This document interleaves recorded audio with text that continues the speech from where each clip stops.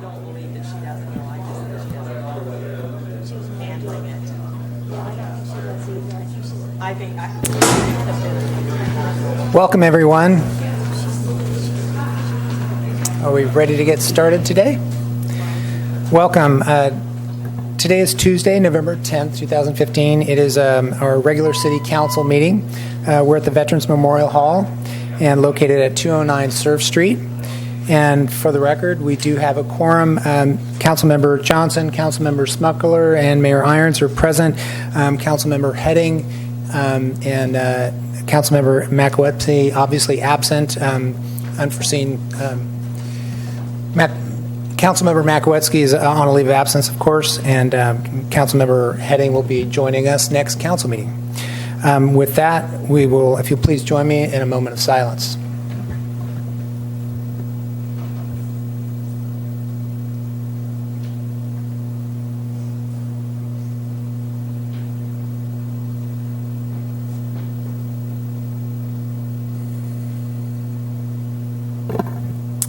Thank you. And if Miss Marguerite Bader would lead us in the pledge, please.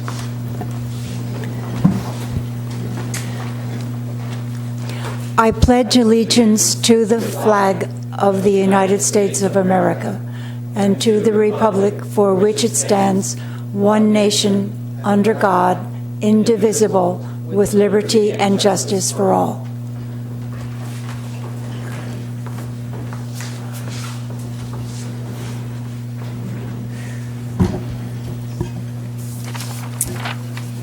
At this point, we've got some presentations tonight, and our city manager, Mr. Buckingham, will lead us off in some service pin awards. Do you want us to lead us off in that? Great, thank you. So I'd like to ask 5 employees to come on up front, and the department heads and the council to join me up front, please.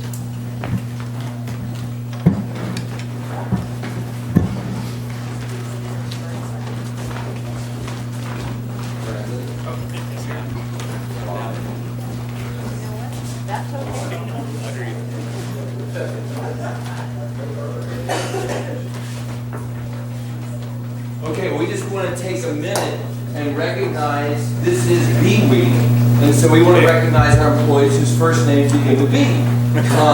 So we have Brandon, Bonnie, Brian, Becca, and Bruce.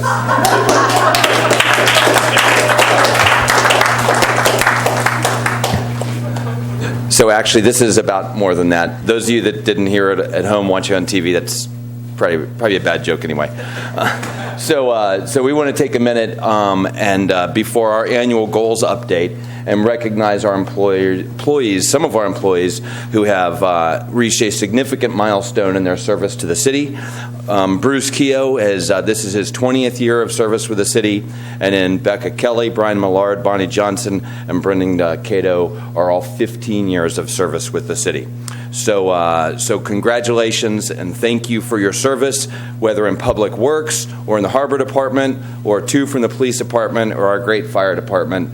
It's really a great picture of the service that these folks give to the city every day. So we thank you for those years of service.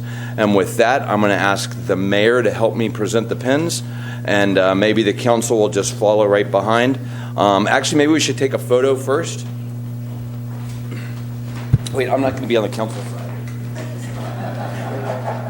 Yeah, we voted. All right, here we go.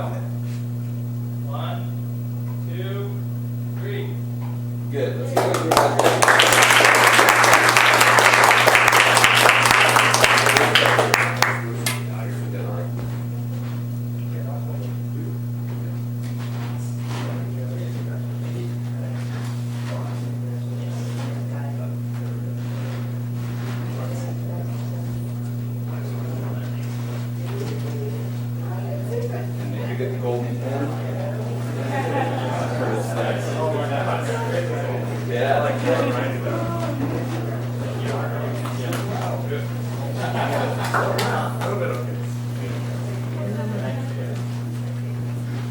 You guys can be dismissed.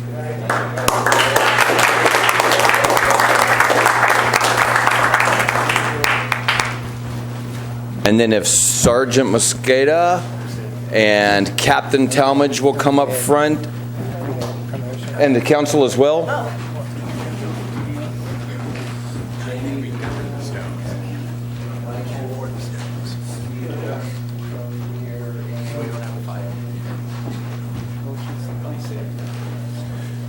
So nothing to present here. The presentations have been done, but an important milestone in the life of a great policeman and a great fireman, and of the city. Both Michael Talmadge and Tony Mosqueda have been promoted in the last week.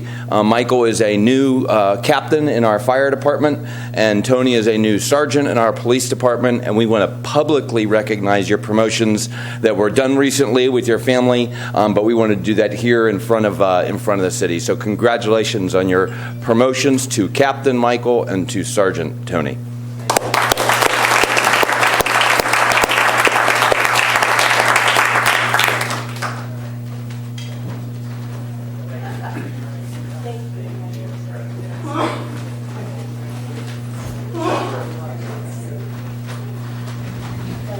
That's it. Now we can get to work.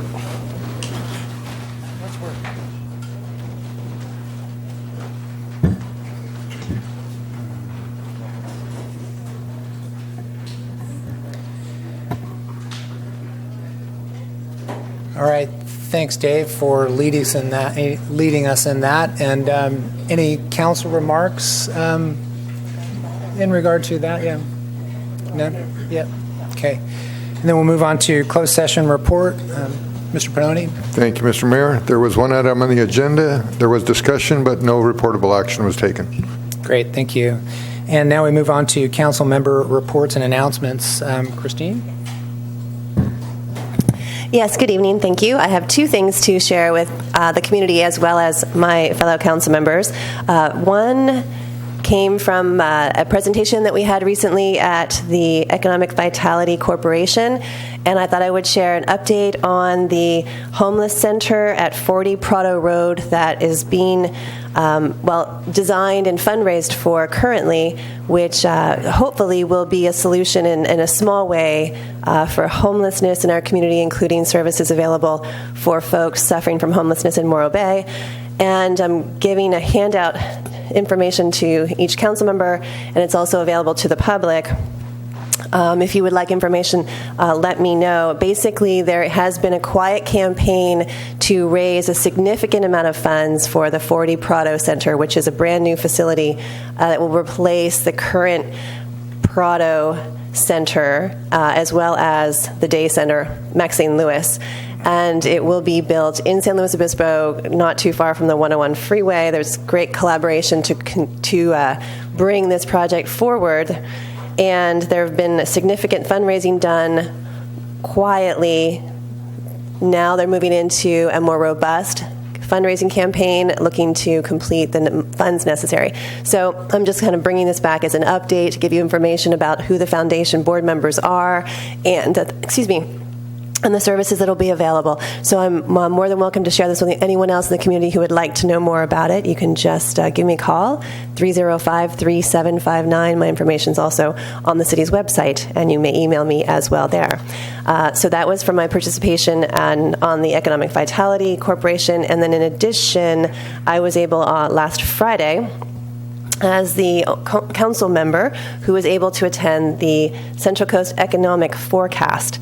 And I'm just briefly reporting back that it was over 500 people met at the Madonna Inn Conventions or Event Center, and we heard an annual update. It happens every year about the economic forecast for our entire county economy. So we basically take a look back at the year, and then they forecast forward what we can expect. So for the first time ever, they had very specific data, city by city.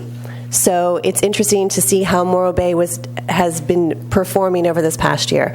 And it's terrific to come back and report that no surprise to you, tourism is up and booming in Morro Bay as well as everywhere else in the county. So it's something that each jurisdiction is experiencing incredible growth. Everyone has higher daily rates and everyone is seeing increases in their TOT taxes. So that's positive for us. We were able to see specific charts that showed where Morro Bay was in terms of increase in jobs, and we did add a significant amount of jobs this past year. They're able to say that they mostly came from the service industry positions. And then we were able to see through another slide where we had lost some jobs and we had lost some professional jobs in that professional sectors. So what that means for us is it's perfect timing as we go into creating our economic development strategic plan. We're able to use the data that we were able to all see, and we have it here digitally as well to share with the economic development experts that are going to be coming to the city and helping us craft our way forward. But also it's good to see that while we are very strong in tourism, which does mirror the rest of the county, we still have some work to do diversifying our economy and capturing different kinds of different pieces of that economy that are doing well in other cities that we also could capture if we know exactly how to create a plan to go after those kinds of jobs. So it's real data that we can use. It was a great experience to be there with over 500 people in the county and to hear about the forecast. And it looks like Morro Bay is certainly in line in terms of our budgeting. There was no argument over when a downturn will come, but just that when it's coming, at some point we want to be ready in terms of being able to forecast our budgets.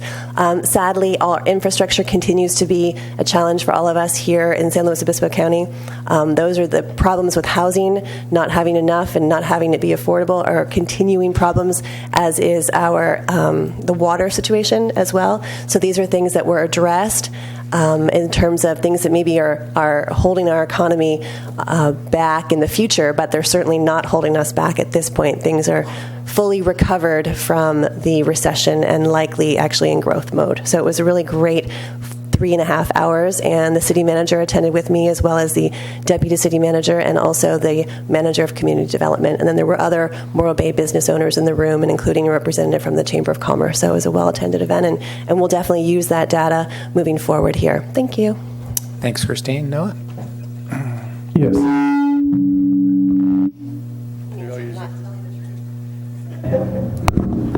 All right. Oh, no, go ahead. A little sorry about that.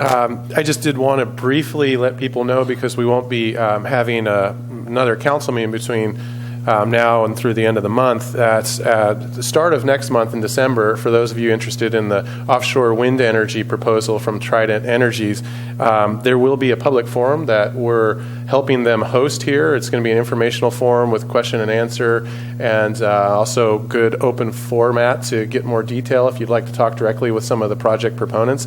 That's going to be December 8th. More of it's going to be announced. The city's working with hosting the site here at the Vets Hall, and you can get great information about the project from the city's website, and also looking online under Trident Energy. So just wanted to give you an update about that, December 8th or December 10th in the evening.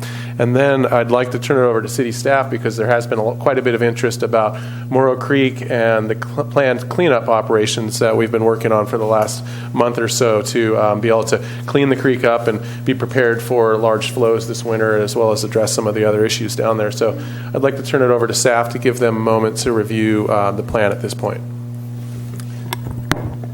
Sure. Thank you, Mr. Smuggler. And I appreciate being able to share a couple of notes. I wrote down some notes because it's a very important issue. It's a concerning issue. It's a tough issue, and many are aware that we had an issue over the weekend near Lila Kaiser Park, where a young resident was stuck by a needle that was likely left behind as trash. So the city is very aware of the multiple and ongoing issues with our transient population. This is a complex challenge, and it's a challenge that is experienced by many communities around California or across California. I noted in an email today from Councilmember Smuggler to a resident this sentence that Councilmember Smuggler wrote that encapsulates much of what we're thinking and doing. He says, quote, "Over the past 2 years, we have been working within the constraints of the law to develop and implement the most comprehensive plan in the city's history. but as you know, it's a complicated challenge. Bottom line is that the issue has our attention, and I agree that the cleanup portion is only the next step in what needs to be a long-range strategy. So it is a complex issue. Some of the complexities include that the mental health condition and sometimes lifestyle choices evidenced by many transient people have an effect. Another complexity is the city honestly has few tools to deal directly with the long-term challenges. We have a volunteer network of social services, but the fact is that the availability of social services has little effect on the lifestyle choices made by some transient people. Social services serve many homeless people and disadvantaged people, but they often have little effect for a small part of the transient population. The criminal justice system has also changed significantly. Proposition 47, which was passed by California voters, reduced many criminal acts from felonies to misdemeanors.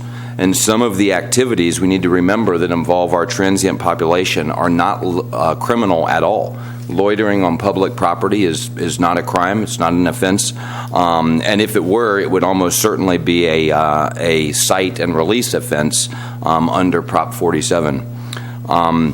The prison overcrowding legislation is also one of the complexities, and it significantly reduced the likelihood that of jail time for low-level, nonviolent criminal behavior.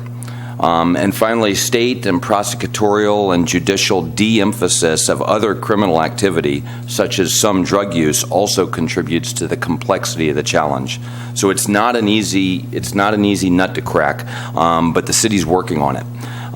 So while there is a challenge, the city is using the tools that we do have to mitigate some of the issues. The city's decision a little over a year ago to move the community dinners from Lila Kaiser Park into this room here in the Vets Hall has measurably reduced transient activity near Lila Kaiser Park. Also to tell you, and we looked at some statistics today, that the Morro Bay Police Department is very, very active around Lila Kaiser Park. And in fact, so there were 130 police responses around Lila Kaiser Park so far this year. Almost half of those, 61 of 130, were initiated not by a call from a resident, but by a Morro Bay police officer who was down on the scene on a patrol and saw activity and responded to it. So that's actually pretty impressive, or whether it's impressive or not, it's important to note that our police department is active in that area of the city. It's one of the places that we're most active because we have so much activity in the park, and fully half or almost fully half of police responses there have not been at a request for service. They've been because the police department is proactive there. For over a month, the city has been planning a cleanup on the Dynegy property where most of the transient activity occurs near Lila Kaiser Park. The cleanup is a significant effort requiring close cooperation and a partnership with the property owner of the private property, that's Dynegy. We have participation of the California Conservation Corps to help assist us in the cleanup. It's a full court press with most of the city staff. Police, fire, the entire maintenance department, much of public works, city leadership is all not only working on the planning but on the execution of this cleanup. Importantly, the cleanup actually started today. Our police department was out today providing notices of the coming cleanup to those transient folks that are living in the dunes and in the park to give them a fair warning. And we are also, importantly, bringing social service information along with us. So when our police contacted one transient in the creek near the park today, they determined that he was a veteran, military veteran, and provided him the veteran contact information so he could connect with veteran services here in the county. That noticing will happen once a week for the next 20 days, and then it'll happen every day for the 10 days before the actual cleanup, and then the cleanup will be on the 10th and 11th of December. And finally, I'll just note that Lila Kaiser Park is a particular concern for all of us.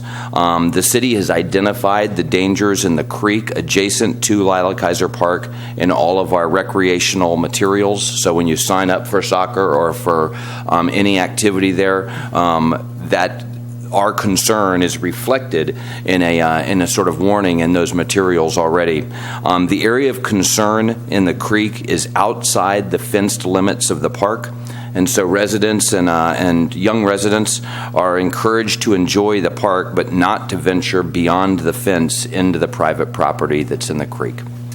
Thanks very much. Thanks for that update, Dave. And as we move on to presentations, Eric, you have a presentation or an announcement as well? Yeah, thank you, Mary Arns. Just another bit of a shout out. National Fisherman Magazine is basically the commercial fishing industry recognized leader in all things fishing when it comes to commercial fishing. Every year they give out their Highliner Awards. Highliner, typically in fishermen, refers to people that caught the most fish. For national fishermen, it really means the folks that have been industry leaders. And for 2015, they put out their announcement, and our own Jeremiah O'Brien from Morro Bay is one of the Highliners for 2015, recognized for his leadership and his commitment to the industry, which includes 10 years as the CFO president. He's on our quota fund. He's on our boatyard ad hoc committee. He's been involved in every bit of fishery regulation that I've ever seen come and go. He's involved with sanctuaries and wind and wave energy proposals, the seismic testing proposal by PG&E years ago. He's on the Fisherman Oil Response Team. In fact, he led the commercial fishing responder effort at the Gaviota Refugia oil spill earlier this year. So I just want to give a shout out to Jeremiah. If you see him on the street, congratulate him for a job well done. Great, Eric. Thank you. Thanks, Jeremiah. And I have one announcement as well. Last Friday, while Councilmember Johnson was attending the economic forecast, I was attending a California Coastal Commission workshop. And this particular workshop is one that was formed several years ago at the urging of one of the mayors in Northern California, specifically Fort Bragg. There was some concern over the relationship between municipalities and the Coastal Commission. So what was formed was a coastal issues group, which led to this was the fourth meeting since I think 2008, and I was invited up from our region. Mayor Higginbotham from Pismo Beach was invited. Supervisor Gibson from our county was invited, and it's a way to have frank discussions with the Coastal Commission board over different issues. And the agenda, I was going to put it on the overhead, but Nancy let me know that the font was way too small. Don't even bother with it. But basically, on the agenda for the workshop that particular day, they had, as it's titled, Enhancing the Local Assistance Program and LCP Program. And so there was a discussion on that. And then the second item on the agenda was sea level rise. Of note, the LCP planning discussion, everyone available there that represented their cities or county was able to offer concerns, things that are working, and things that we need help on. Some of the items that I noted that I'll just read as well. What was working, and what was working was the continued support from the coastal staff and the regular conference calls, at least from our city. And the communication to the Coastal Commission and their staff was one of the reasons that we've seen that increased relationship, has somewhat due to the initiation from the city and from the Coastal Commission staff, but the other has to do with staffing. And several years ago, staffing in the Coastal Commission was quite low, and there was some lobbying to provide more funding for the Coastal Commission. Their staffing, as a result, was increased, and that basically what was created when you were calling the Coastal Commission for questions or advice, there was somebody there to respond. So then that built upon the relationship. So one of the points was that the funding is supposed to expire on 2016. The concern for Morro Bay is we're going to be in the middle of updating our general plan and local coastal plan, and that could land right in the middle of while we're doing that. So it's recognized amongst the commissioners, and it's recognized that if there's the desire and or necessity, that it would take cities and counties to advocate at the state level to ensure that the state is providing adequate funds to the Coastal Commission so we can continue the work that's needed.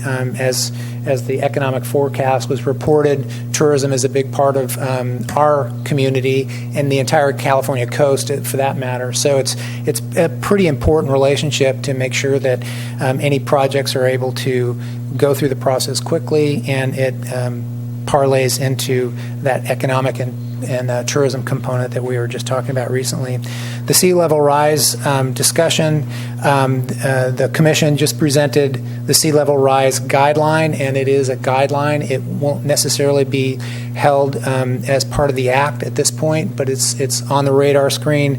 It was discussed fairly thoroughly, and it's something that California, and in particular, since that's where we are, but overall, sea level rise is going to be an issue that we're going to have to be tackling. So those were my comments from the Coastal Commission workshop and my participation in that, and I was glad to be able to report back for that. And with that, if we have any further announcements, we're okay on announcements. We'll move into public presentations, and tonight we are privileged to have the League of Women Voters, and we will be presenting Civil Discourse, and we have Marguerite Bader and Sharon Kimball. Thank you. If you'd come on up for the presentation, welcome. We're glad to have you. Thank you. We would like to thank Mayor Irons and the City Council and the staff for your help and for the invitation. We're very pleased to be here. This is our 6th city to whom we have made the presentation. We, of course, made it to the Board of Supervisors and to many other smaller governmental units. My name is Marguerite Bader. I'm the president of the League of Women Voters of San Luis Obispo County. Our league is 53 years old. It was started by women who were, for the most part, married to Cal Poly professors. And it was in the 1960s, many women did not work outside the home. They stayed home with their children. So these women wanted to do something that was really meaningful, and they started the League. But on the national level, the League of Women Voters is 95 years old. So it will be celebrating 100 years, centennial, in 5 years, and we'll probably have some big event and invite you all. Our local league is made up of 30% men. And there are several men who belong to our league in this room tonight, but I'm not going to out you. But it takes a manly man to be a member of the League of Women Voters. We, as a league, do not support or oppose candidates or political parties. We are nonpartisan, but we do take stands on issues and we do advocate for them. After we study them for at least a year, we develop a position and then we can advocate for that. We recently did a study on civil discourse. Why did we choose that? If you look at some polls, there was one done 2 years ago that indicated that 60% of the American public thinks that civility, there's a major problem with it in the United States. If you look at what happens in political situations, in campaigns, sometimes even locally in city governments, CSDs, all kinds of organizations, there may be a severe lack of civility. And we believe in making democracy work. That's one of our mottos. So anything that prevents democracy from working is a real concern to us. So sometimes incivility gets to the point where people don't go to government meetings, don't participate in their government, younger people turn against voting or participating at all. And that's not good for our democracy. It's simply not healthy. So we believe where civility is present, democracy flourishes. and where it's absent, it withers. So our mission is to promote it this year, and we are doing that quite thoroughly. One of the organizations we presented to was the California Women in Agriculture. We went up to Templeton, and they have this little thing called shameless plugs. So I'm going to make a shameless plug that I learned from them. We are having a fundraiser Sunday at the Downtown Center Cinema to see Suffragette, which is the history of the British women's fight for the vote. It has Meryl Streep in it, and Helena Bonham Carter, and Carey Mulligan. It's supposed to be a good film, and we're charging $20. So it's 2 p.m. It's not advertised on the marquee. That's my shameless plug. So now I'm going to turn the presentation over to Sharon Kimball, who is our first vice president. She is the director of civil discourse and the one who spearheaded our study locally. So it's Sharon Kimball.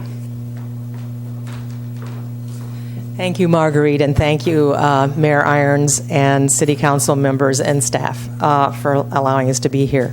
Every January, the League of Women Voters of San Luis Obispo County meet, and we look at our local positions, our state positions, and national positions, and we make a decision as to whether these positions should be reviewed and updated or whether there might need to be a new study. So we'll do that this January. After the last presidential election, we had that meeting, and a majority, overwhelming majority, were very concerned about what happened at the last presidential election. The campaigns, the inability for elected officials on a national level to put party concerns aside, reach across the aisle, and try to work together to find solutions to the critical problems facing us. And normally we select for local studies something like affordable housing or climate change that has clear pros and cons.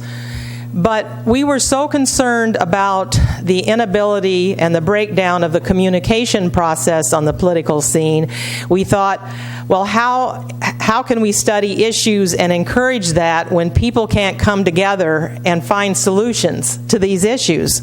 So maybe what we should focus and center on is studying the process, which seems to be broken. How can we as the League talk about making democracy work better if the communication process is broken down? So we chose to study civil discourse, and our scope was kind of like a doctoral thesis where you have to have parameters for your study, and ours was to study and try to find a definition of civil discourse and the best practices within the county, and we wanted to look at local government in the county, elected officials, and citizens and staff. And we started out by sending letters to everybody in the 7 cities in the county, asking them, what are you currently doing, and can you send us any information you have on what you're doing to promote civil discourse?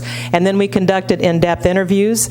And then our membership extends throughout the county, and we wanted to be making it easy for people to participate, not only our members, but citizens. So we reached out and we had meetings all over the county, and we invited people, not just members, but community people who were concerned about what they had seen in terms of what was happening with the breakdown of the process. So we found out that when the state convention happened in May, this first slide, it was something that wasn't just a concern from our local county league, but from leagues across the state of California. In the state of California, there are 70 chapters of leagues, more chapters than any state in the United States. That's why I think we have such a great state. And nationally, we have 1,000 chapters. We have local chapters, state chapters, and a national chapter located. Our national league is located in Washington, D.C., and we do have lobbyists. And as President Marguerite pointed out, that we were founded originally by the suffragettes who wanted to get women the right to vote. And they took that organization that was organized to get the women to the right to vote. That became the core of the League of Women Voters. That's our origin. So we were invited in May to participate in a workshop with several other leagues across the state of California called Democracy and Dialogue, Empowering Our Communities Through Civic Engagement. And our particular topic was how to create common ground in San Luis Obispo County, because that was the subject of our year's study. So the League of Women Voters believes that civil discourse makes democracy work better. It increases civic engagement, empowers communities to find common ground on critical issues that need to be solved. And we feel that if we're going to survive and thrive now in the future, solve our water issues and all the other issues we're faced, that we work better when we work together. And so that's why we're going out and talking to everyone. And what is civil discourse? This is the definition we came up. We wanted to be succinct. It was very complex, just like many of the things you've already talked about. Issues are complex. But we wanted to try and find what we felt the elected officials told us and citizens told us and members that were the primary things that we could focus on.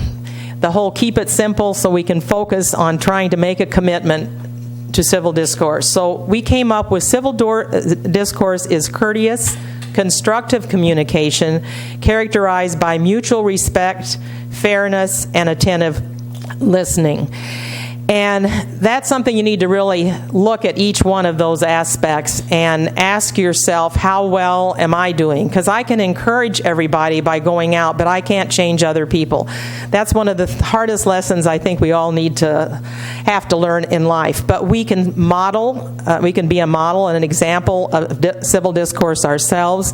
And we also all have buttons. We have issues and things that we really feel very passionate about. And we support the right of freedom of speech in the First Amendment, and we support the Brown Act and how that is all of the elements of that. But we still think that when we come together, if we frame what we have to say, no matter how passionate we are, in a courteous, constructive way, people are going to listen to us better. And listening is one of the most difficult things in the world because we all have our own kind of thing that we want to talk about when we're in a meeting. We're thinking about that, and when other people are getting ready to speak, it's hard to clear our mind.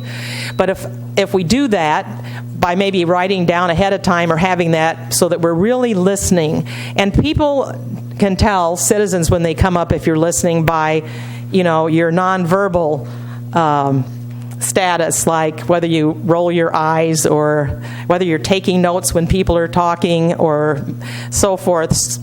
And when we say this, we want to say that not only are we talking to elected officials for each of us to try to, and it's a daily thing to try and commit to these things, but we're also talking to citizens because our democracy is by the people and for the people.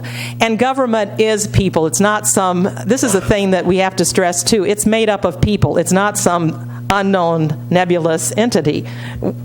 Everything is made up of people. So we hope that you will look at this and think about this and try and incorporate this, both elected officials and citizens. In real estate, we talk about location, location, and location. And in the best practices of civil discourse, we found out leadership, leadership, leadership. And we've already seen today so far that you have very good leadership here. You don't have to necessarily be the chair or the chief or the president to show leadership ability, though. You can model civil discourse in a meeting maybe where there isn't the best leadership. So we kind of stress everybody to take a look at our best practices and principles, and maybe if there isn't good leadership, maybe by how you respond. Because how we respond to people, even if the other people aren't civil, can transform the other people. Not always, but we found that it can in many cases. So what are the 10 best practices? So in front of all of you, and we left some on the back table, we put together, after our study, a brochure that we could distribute throughout the community, both to elected officials and citizens. And it's called Civil Discourse in the Public Arena. And the heart and center of this has to do with the 10 best practices, a presiding chairperson, and how they set the tone. So this is what they are. First, lead by example, show respect. Respect came up over and over again in all of our research, our online research, reading books, magazines, in-depth interviews. Show respect to all in actions, body language, and speech. And sometimes, words are important, but your tone of voice and your body language and your expression, and if there's a conflict between their content or your words and your body language, everyone is going to believe the body language more than the words. That's just how the communication model works in reality. Encourage open-spirited debates. We love that. In fact, we hold forums where we encourage all stakeholders to be present and we give everybody a chance to present their opinion. So we love that. But we like it when people stick to the facts and have supporting evidence. We also found provide adequate time for public comment, and this is another leadership. When you usually have 3 minutes, we found when we go from all of the city councils, you have 3 minutes for public comment, and a lot of times there's a real intimidating timer up here, and it's ticking away. But a leader, a mayor, or a chair can decide about cutting someone off mid-sentence or allowing to finish the thought and so forth. So there's some flexibility that shows respect that can be helpful as one small example. Listen actively, thank speakers, and where appropriate, acknowledge public input, and certainly giving as much information about things because there's something called confabulation. I don't know if you've heard this term or not, but this is when people don't have all the information. They make up their own story. And that's why the more facts and information you as elected officials or citizens who have opinions, it's helpful for them to come forward in public comment and present them. Then people aren't making up things that aren't based on facts. So speak truthfully and without distortion.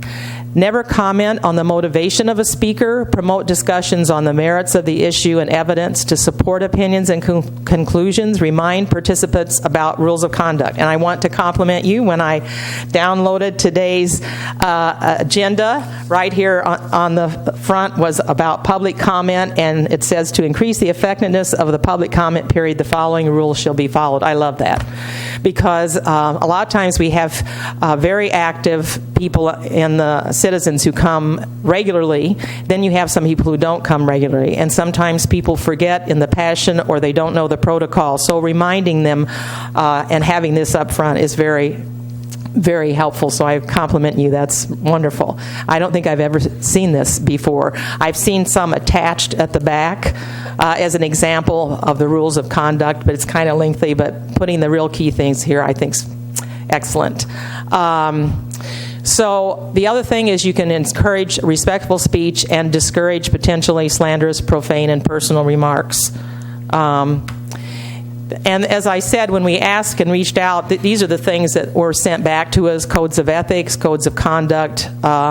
Most government bodies use Robert's Rules of Order, the California Brown Act, ordinances, resolutions, and pledges. And usually these are reviewed, and when people are new in office, they usually go through an orientation with those, and we find that all of those are very helpful. We also sent out a pledge that we put together, and we've had many public bodies adopt the pledge. And what we did is, after that year study, and we reached out to the officials and the citizens, these are the things that they felt like were very important for both citizens and elected officials to try and make a commitment to. And to kind of take a self-analysis and find out how good are they, how good am I presently, how good is each elected official at really doing and committing and implementing these at meetings. So the first, again, is that respect thing. Respect the right of all people to hold different opinions. The second is to avoid rhetoric that's intended to humiliate, malign, or question the motivation of those whose opinions are different from ours. Strive to understand differing perspectives. Choose words carefully, and we all know how important that is in the day we live in, because all public meetings are recorded, so people can view them remotely at home. They can replay them, and with all of the devices and everything else, things can be replayed. So you don't want something that you wish you hadn't said replayed over and over on YouTube or somewhere else. So that has even more important meaning in this day and age. Speak truthfully without accusation and avoid distortion. Speak out against violence, prejudice, and incivility in all their forms whenever and wherever they occur. And unfortunately, we have a lot of angry, unhappy people in the world, which is too bad. And one of the things we found out that when we continue to work together respectfully and try to reach across the aisle and try to balance everything and have stakeholders, good things happen and better decisions happen. But when we stop talking or we start being uncivil in our discourse, bad things happen. And I love that I live in a country where we really take every effort to work through things in negotiating and using words before we go to war. And I love this county, and I love the League of Women Voters, because we're out there trying to make democracy work, and we're trying to be active in helping that along. So why does civil discourse matter? Because it promotes informed discussion of public issues that are essential for government bodies and citizens to make good decisions. We feel that citizens and elected officials have a right to express their free speech. I want to emphasize that, but in an environment that makes everyone feel safe and respected. As Marguerite said, there are statistics that the reason that we don't see a lot of young people really anxious to become an elected official is because some of the things they say they are seeing on the national level that's uncivil. But I think there are a lot of good examples in our own county that maybe we can encourage people within our own county to take on that role. And we thank all of you, because we know it is a challenging effort that all of you make every day to help our democracy work here in the county. So we need to be the change we want to see if we are to increase our civic engagement in government and attract more young people to government service. So how are we going to raise awareness after we have gone out to different public government bodies at public meetings? And here's some of the things that we have committed to ourselves. We have around 15 members now of our Civil Discourse Task Force, and we're going to divide those people up into what's called an Observer Corps and an Ambassador Corps.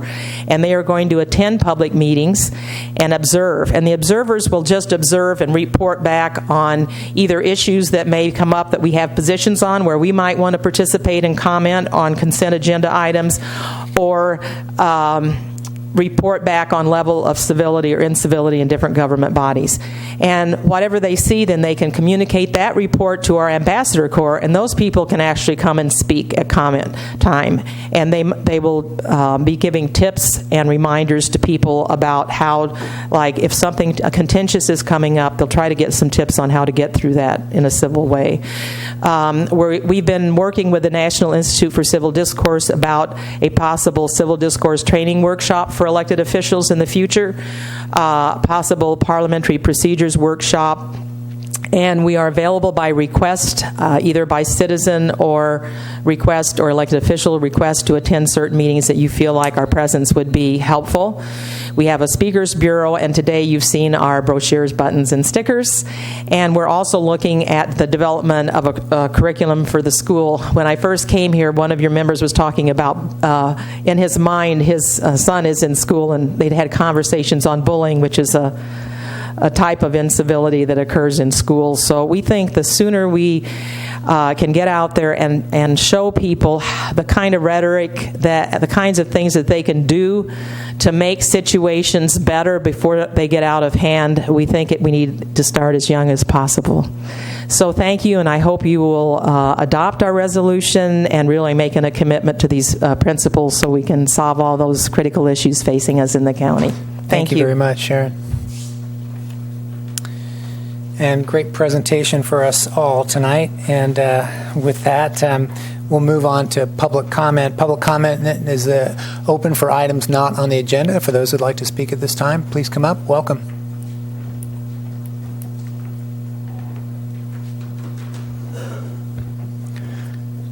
Good evening, Mr. Mayor and Council and staff. My name is Rick Deschler of Morro Bay. I would like to encourage and invite all of you to participate at the Morro Bay Friends of the Library book sale this weekend. It's going to be their last book sale for 2015. It's going to occur on Saturday at the Community Center from 9 o'clock for Friends of the Library members, and then it will be open to the general public at 10 o'clock. So I hope that all of you will be able to attend. Thank you. Thank you, Rick.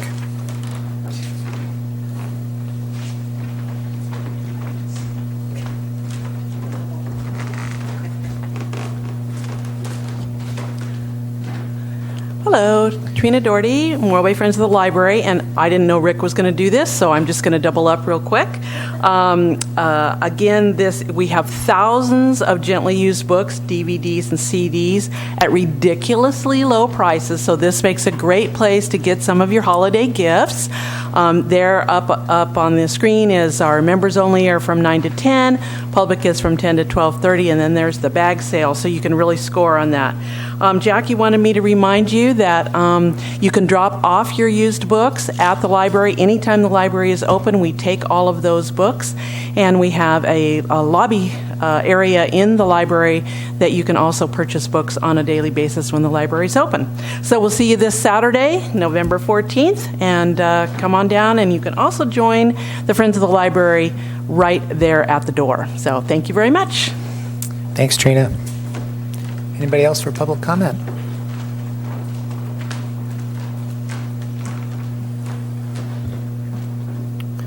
Good evening, Mayor, Council, and staff. My name is John Elliott, owner of Mike's and Tiny Mike's Barbershop and resident of Morro Bay. I'm here tonight to tell you about our ribbon cutting ceremony, November 19th at 5:30 p.m. at Tiny Mike's Barbershop, located at 2300 North Main Street. November 19th, starting at 8 a.m. and ending at 4 p.m., 3 barbers will be doing free haircuts all day. This is especially for the needy and first-time customers, but no one will be turned away. Now there is no excuse not to have a clean Thanksgiving haircut. Since June, this shop has been operating Tuesday through Friday, 8:30 to 5:30 p.m., and Saturday, 8 to 4 p.m. We have 5 barbers that rotate between the 2 shops. You can find out who's working where by visiting mikesbarbershop.com or tinymikesbarbershop.com. So far, the wait times have been shorter at Tiny Mike's. As business spreads between the 2 shops, there is still room for us to grow. This shop is holding true to my business philosophy by not only keeping regular hours and giving excellent service, but we compost the hair and practice zero waste. We keep much of our marketing dollars local by sponsoring sports teams, school activities, and local nonprofits. I also volunteer regularly for many organizations and community events. Thanks to the community for supporting us. We have remodeled the shop and hope you will stop by November 19th to help us celebrate. We will have appetizers and refreshments starting at 5:30. Now I have a barber tip for you.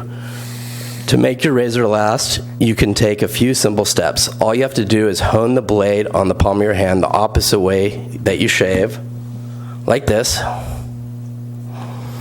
And you do this straight out of the package to prevent razor burn. Sometimes out of the package, your blade will have burrs on it, and this helps straighten them out. The reason that razors wear out quickly are because mineral deposits that collect on the blade from water. Before you put your razor away, simply tap the hair out of the blade and hone it on your hand and dry it off. This works on all brands of men's and women's razors. This one right here I've been using for 2 years and just shaved this morning with it. To hear more barber tips, stop by the barber shop or listen to my radio show, Shave and Haircut 12 Hits, on Sundays, 5 to 6. Thanks for your time. Thanks, John. Yeah.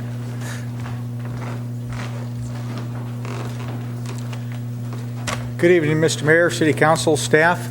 My name is John Gatos. I'm a resident of Morro Bay and the location coordinator for Operation Holiday Wreaths, who's affiliated with Wreaths Across America. Our aim is to have a wreath on the headstone of every veteran in the United States. We just started about the first of the month, so this is a little late. Ordering wreaths are, the deadline for ordering wreaths is November 23rd of this year. Individual wreaths are $15. Family of 4 wreaths are 30. 10 business wreaths are $150. Wreaths can be purchased online at www.wreathsacrossamerica.org, or I have some flyers on the back counter where you can write a check to WAA and you can mail it to me. My address and everything else is on there. The deadline, again, the deadline is November 23rd. There will be a wreath-laying ceremony held at each local cemetery on December 12th at 9 a.m. This ceremony coincides with a noontime ceremony at Arlington National Cemetery in Washington, D.C. Individuals and civic organizations, volunteers are welcome to assist in a wreath-laying immediately after the ceremony. If anybody wants to attend, my phone number is on that back there also, and they can contact me. So, thank you. Thank you.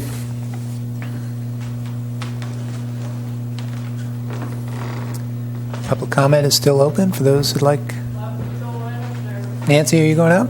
Yeah. Okay.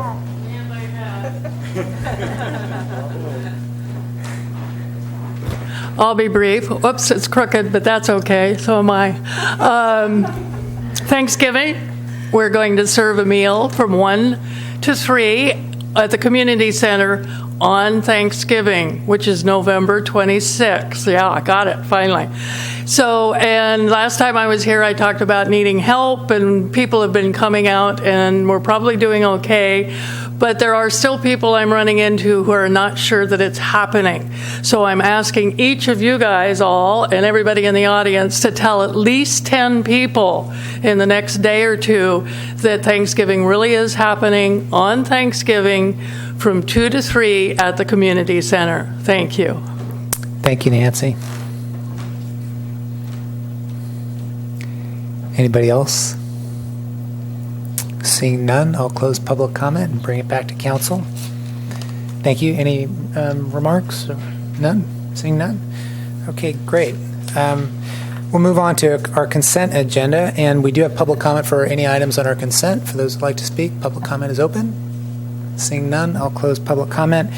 And we have one item on consent, and that is resolution number 7015, pledging to follow the best practices of civility and civil discourse in all of its meetings. And since we have our guests here that we're promoting civil discourse, I'd like to pull that item to read that for our League of Women Voters and for the record. And then any other comments? Seeing none? Okay, great. So, folks, this is a resolution of the City Council of the City of Morro Bay, California, pledging to follow best practices of civility and civil discourse in all meetings. And this resolution was provided to us by our friends with us tonight. Whereas we, the mayor, city council members, commissioners, appointees, and staff of the City of Morro Bay, in order to ensure civility and civil discourse in all of our meetings, pledge our commitment to follow the best practices of civility and civil discourse.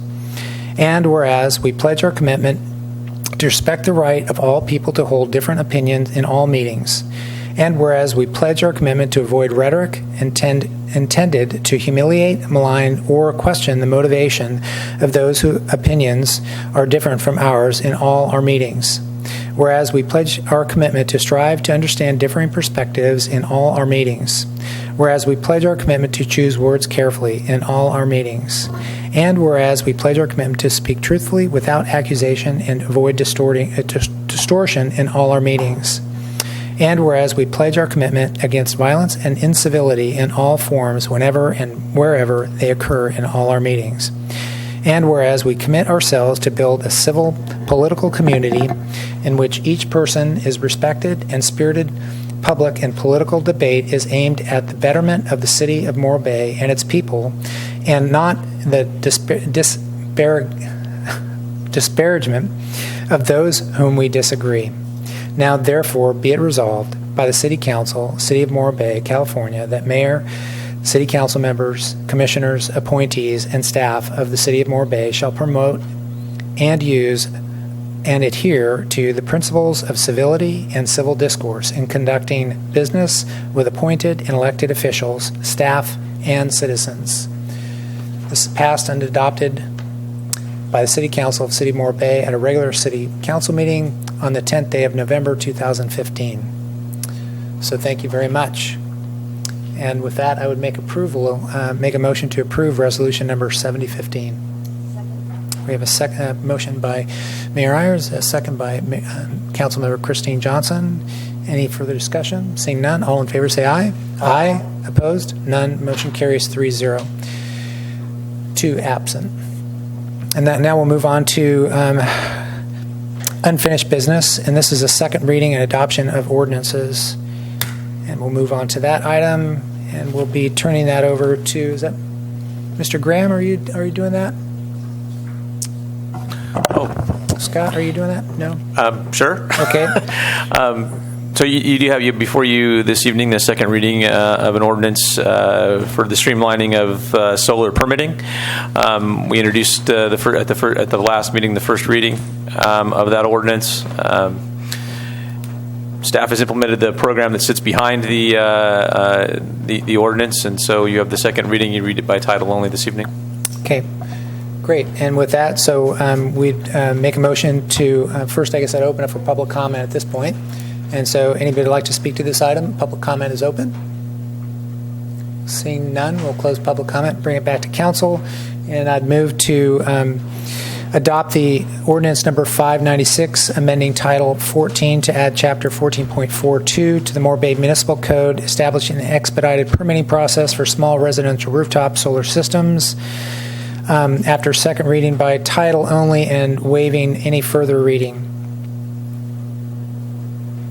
We have a second by Councilmember Smuckler. Any further discussion? All in favor say aye. Aye. Opposed? None. Motion carries 3-0. 2 absent. And with that, we'll get on to our main item for this evening. And as we get into the item, this is an opportunity for us to review our City Council goals, and we'll move on to a staff report shortly, but I've got some opening remarks that I'd like to start off with, and then we'll turn it over to Mr. Buckingham.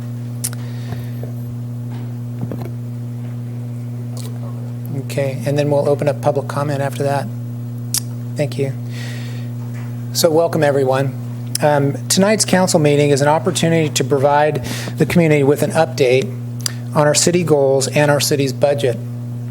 In addition, we will also receive an update on the Management Partners City Assessment completed this past spring.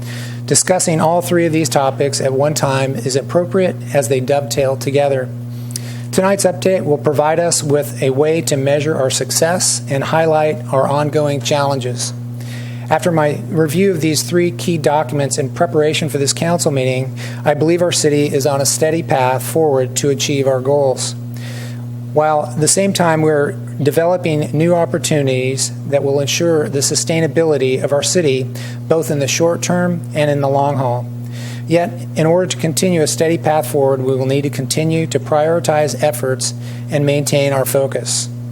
My remarks tonight can be considered as a modified state of the city to report to the community as we reach the midpoint of the city's fiscal year. After my remarks, I will welcome remarks by council, and then our city manager will present the staff report in greater detail. Following his presentation, we'll open it up for public comment and then conclude with council discussion. First, thank you to our citizens and community for your participation in developing these core goals in 2013. With your continued participation and input, these goals were reaffirmed and refined for the fiscal year 2015 and 2016. Thanks to our staff for their diligent work with our community in moving forward the city's priorities, and my personal thanks to the council for working collaboratively to distill all the community and staff input into 10 city goals with 73 specific objectives. In addition, it's important to note that this year's budget was a much more comprehensive document as a result of utilizing the Management Partners' 10-year budget forecast process. This long-term fiscal forecasting model allowed the city to take an honest look at our financial future in order to prepare our city for the inevitable highs and lows of our economy over the next 10 years. Because this new budget tool, residents could see the data and understand the rationale that the City Council and city staff used to make an educated budget decision, safeguard the ability of the city to provide core citizen services while setting aside funds to ensure a strong reserve. Fortunately, we were also able to make strategic investments with one-time funds delivered at the end of our relationship with Dynegy. Those one-time funds were prioritized and discussed through a public process as well. Thanks to our city management team for digging deeper this year and making tough cuts to ensure our budget could meet current needs as well as allow for strategic investment of funds for the future. Tonight, my remarks will address the current climate of the city while forecasting a bit into what the future holds for the city. I thought a weather metaphor might work well for my comments. We all recognize that this past summer was one of the warmest and sunniest on record. Where did June gloom go? It was just one gorgeous beach day after another. How are we to see El Niño storm clouds on the horizon with a brilliant sun in our eyes? I've attended meetings on water, sea level rise, and most recently was invited to the governor's drought task force update in Cal Poly. We can see the deterioration in our infrastructure by taking a look at our streets and our city facilities. Therefore, we all know that while we may be enjoying the sunshine today, there are storm clouds on the horizon. Will those clouds bring much needed rain to the city? Will the same rain clouds bring more water and more wind than we can safely manage? We have to prepare. Managing our city may be similar to a career in meteorology. Our expert staff utilizing their professional skills to manage the day-to-day needs of our city, depending upon its sun and cloudy or raining. Yet they also must be skilled at planning for the future storms that we know will come, but cannot pinpoint with their arrival precisely. Council members and community members can and do work collaboratively with city staff by monitoring the various weather stations in our community and bringing observations, issues, and concerns, and many times even solutions to both the day-to-day forecast and long-term predictions. Therefore, I'm pleased to state that while the overall forecast of the city is warm and pleasant, we are preparing for the inevitable unstable high pressure that will surely come our way. And the way we do that is by setting clear and measurable goals. 10 city goals and 73 objectives is a big undertaking for our small city. Goal setting can bring change, adaptation, uncertainty, and excitement. I would like to highlight a few goals in this overview. In the last 2 years, the city has been conducting a serious self-assessment in every area. We are taking an internal look at how we can do things better and finally getting to the task that we have put off too long. One challenge that has been resolved that as citizens we often don't think about until we need it and in an emergency, our Public Safety Dispatch Center. Our Safety Dispatch Center was once in-house, but now we have contracted that process with the Sheriff's Office and CAL FIRE. This was a change in how we traditionally did things in the city, and there were concerns about it if that change would be positive. In fact, our public safety staff report that the emergency response service levels has improved in the areas, and Morro Bay is much more connected to emergency services in the region than when we were going it alone. I saw this firsthand, the excellent coordinated response by multiple agencies in the county to a recent police officer-involved shooting, the first in over 10 years. The fine work by our police department was exceptional, and the coordinated multi-agent response was equally impressive. Our city remains safe. Increased auditing was another change we experienced this year. The business license audit was a stressful situation for some of our business owners, but no audit is fun. And because audits are so difficult, it is easy to put them off. Yet long audits are put off, the longer audits are put off, the more difficult the process becomes for everyone. Our unintended positive result of getting our business license process back in line is that we now have rewritten the entire business license ordinance to become more fair and equitable to all businesses. We did this rewrite with great amounts of input from our business owners and our Chamber of Commerce that now ensures our business code properly reflects our actual business environment. Further overdue auditing includes the audit of all waterfront leases. It has been 10 years since our comprehensive audit of our waterfront leases has been done, Again, it can be a harrowing process, but it is a duty to the city to conduct regular audits.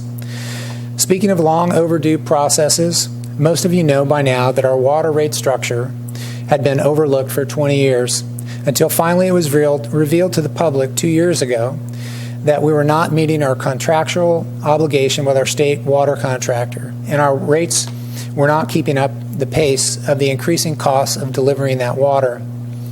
And we had to act to ensure that continued service. Following an extensive water and wastewater rate study that included a great deal of public input, the result was that the city won voter approval for implementation of our new water and wastewater rate structure. Therefore, we are now responsibly poised to cover the cost of purchasing water, servicing our water and wastewater infrastructure, funding long overdue capital improvement projects for water and wastewater, and ensuring ongoing maintenance of water and wastewater systems. Another change that resulted after our deeper dive into the budget this year was finally to update our building and planning fees to achieve 100% cost recovery, just like every other city in the county. Now, new projects will pay their fair share for the use of city infrastructure and services. Those were just a few examples of the city's effort at self-assessment. Taking an honest look at ourselves will ensure we are being responsible in providing the best service to our community. But this year we did more than just assess ourselves. We also made forward progress in many areas. We've had discussions over the past years about the need to diversify our city's economy, and we began to take action on several initiatives under the banner of LEAP, a program that stands for Local Economic Action Plan. It was a process that encouraged innovation and action initiatives were born out of ideas from our local stakeholders, business owners, and general public. The acronym LEAP is appropriate. Taking a leap can be risky, exciting, and rewarding. Without taking a leap, there's nothing to be gained.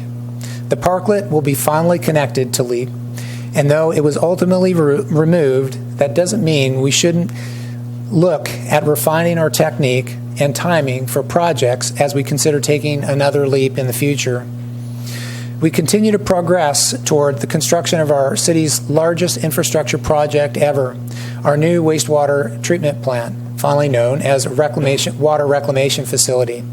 With a project management team now on board, our public works staff is now able to focus on the day-to-day activities of running a city while working in tandem with the project management team to move the WRF process forward. Two key milestones making forward progress is our facilities master plan in the beginning stages of development and the completion of a fatal flaws analysis. The schedule is indeed tight. These are all necessary steps that we must take to complete the project within the 5-year goal timeline. Our preferred site location in the Morrow Valley remains the same, and our dedicated staff is focused on finalizing an MOU to secure the property needed for the new facility. The condition of our streets continue to be an important issue for our community. While the past few years have seen increase in street paving and a reprioritization of the street work, the City Council will soon discuss an opportunity to leverage current funds to finance a large street reconstruction project without the consideration of an increased sales tax measure. The public will be able to weigh in on this discussion. Thoughtful steps have been taken this year to do street work every 2 years instead of every year, as was done in the past. Paving every 2 years leverages our dollars to buy more work by reducing the contractor's mobilization costs, which can be as high as $70,000. That $70,000 is better spent on roads rather than paying for a contractor to move his equipment. City Communications has grown its digital presence with a new website, new Facebook page, and a police information app. We have also improved our outreach and notification for building projects. And the city recognizes that digital is not the all-in-one answer to communication and customer service. I do hear from our community that our phone system could be improved, and we are working on that. We continue to work and improve our counter services at all our departments, and I do often witness excellent customer service delivered by our staff in City Hall. Public Services completed its first year as two distinct departments, Community Development and Public Works. This has been a positive organizational change to better focus our service levels and expertise. Another strategic investment in community development was the city purchase of a new software system called CityWorks that will allow more efficient management of permitting and asset management and work order tracking. It will also enhance our customer service at all levels for developments both large and small, commercial and residential, as everyone will have real-time access every step of the way through the building process. I'd like to focus again on our first comprehensive 10-year budget forecast completed this fiscal year. During our budget process, as a result of Management Partners' 10-year budget forecast, the city was able to be strategic in funding identified and prioritized city goals and prepare for predicted recession that would result in revenue shortfalls. We're strategically increasing our general fund emergency reserve above our set reserve level for the next 3 years. Should a predicted recession take place, we will be well positioned to draw on those reserves to maintain city services for our community. This is one step in planning for fiscal sustainability, ensuring our city maintains a healthy general fund emergency reserve. Also, recognizing the importance of fiscal oversight, City Council expanded the duties of Measure Q Committee's responsibilities. A newly Citizens Finance Committee will continue the work of the Measure Q Committee to provide oversight and expenditures of a half-cent sales tax measure while expanding their focus to include input to the City Council on preparation and oversight of the entire city budget, including enhancing the budget process to make it easier to understand for all citizens. I'd like to acknowledge that the City of Morro Bay was one of 3 cities identified in this month's issue of Western City magazine, published by the League of California Cities. The city was mentioned in the article entitled Forecasting an Uncertain Fiscal Future. The City of Morro Bay was highlighted under Modeling for the Future as one of the California cities that is using budgeting forecasting tools to work toward long-term financial stability. Congratulations to Morro Bay for taking an innovative approach to city budgeting.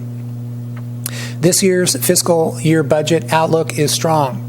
We have seen growth in our sales tax, our property tax, and our transient occupancy tax, commonly known as TOT. These are 3 indicators of our city's economic health, and when they are all up, it's a positive sign. Tourism continues to be as strong for the city as it is for our county as a whole, and we applaud our efforts for our tourism business improvement district stakeholders for spending our marketing dollars well to increase our TOT revenue. Yet, as we know, tourism is one component of the city's overall economic development. Therefore, we are investing in the development of a strategic economic development plan to kick off in a few months. Our land use documents also affect economic development. This was identified by Management Partners in their 2008 city assessment. Our general plan and local coastal plan is 30 years out of date. In this year's adopted budget, we have budgeted to update our general plan and local coastal plan, create a strategic economic development plan, and a downtown specific plan, or a downtown strategic plan. These are critical investments in our city's future, and with robust citizen input, a committed and collaborative city council, and our professional staff, these completed and adopted plans will be part of the necessary tools to chart our path for a sustainable future. I'm also encouraged by our highly engaged citizens who have been appointed to our General Plan Advisory Committee, or GPAC. This committee will ensure the community's voice will be heard as we move through the general plan update. While the future looks bright, I'd like to take some time to celebrate some successes this year. We celebrated a new ladder fire truck, compliments of the generous gift from the Schultz Family Trust. Our Planning Commission worked to recommend neighborhood compatibility guidelines that the Council adopted. Council members Christine Johnson, Noah Smuckler, city staff coordinated a city-sponsored 4th of July celebration. The city funded and continued the Fill in the Gap program, adding sidewalks in the business districts. We partnered with the Chamber of Commerce for operation of our city's visitor center and saved $50,000 with that partnership. We landed a pilot parklet on Main Street that launched vibrant community discussion about public spaces and parking and innovation. Del Mar parking lot was reconstructed and the park's pathways were repaved. The Triangle parking lot at the power plant was fully transferred to the city and converted into a fully functioning parking lot. We partnered with our volunteer beautification groups in Morro Bay, earning a national award from America in Bloom, hosted by Morro Bay in Bloom this summer. The long-awaited bike pedestrian bridge was finally open on July 4th, with over 700 bicyclists crossing the bridge after a ribbon cutting. We partnered with Morro Bay TBID, our Tourism Business Improvement District, and the county's Tourism Marketing District, Visit SLO County, to bring the Amgen Tour of California to the city of Morro Bay in 2016. The Harbor Fest was reinvented as a one-day family-free event that received rave reviews. We partnered with the Morro Bay Bike Park and Central Coast Concerned Mountain Bikers to build a bike park on city property that will be a new facility for our city's youth and adults. And if you noticed, we are trimming the street trees in our downtown district. I'd like to thank our staff and our city employees for the incredible amount of work in accomplishing the goals so far. And thanks to this council for maintaining focus on priorities and showing restraint and thoughtfulness on future agenda items. We have had some lofty city council agendas, and we have engaged citizens and public input. It takes focusing on prioritized city goals to be successful at accomplishing them. We have had some requests for a few projects during the year, and as a city, we've had to be able to adapt. But as I said in the beginning, we need to continue on a steady path forward. We have to focus and prioritize. And tonight, you can see we're doing both. We are coming up into the holiday season, and it's a great time to say thanks to our community and our advisory boards, and thanks to our city employees for keeping us safe and providing great service. All the best to all of you and your families. And that concludes the report as we start into our goals staff report. Thanks for allowing me the time. I didn't hear the buzzer beep, so I got it right under the 5-minute mark. And at that, I'll turn it over to Mr. Buckingham. Thank you. Thank you, Mayor Irons. Thanks very much for that. So this is the first annual city goals update, which with a focus on objectives. Perhaps there'll be a second annual one. But right now, and also to be clear, we're looking back at really all of 2015. The goals and objectives that you established were really for fiscal year 15-16, so they run through July this coming June.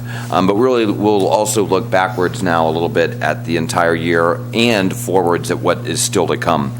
So here's our agenda. We'll do just a brief overview and then highlight 10 key activities from 2015. And then the meat of the program is number 3 there, and that won't just be me. The department heads and I will do a sort of a blow-by-blow update on each goal. And on each of those, after we cover the 5 to 10 objectives under each goal, we'll pause there for council questions and comments on each one of those goals, so it'll be a little more interactive.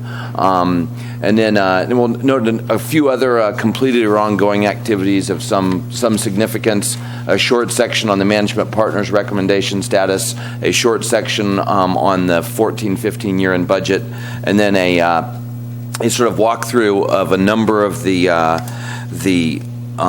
initiatives and tools that, or really all the key initiatives and tools we're using to communicate with the community.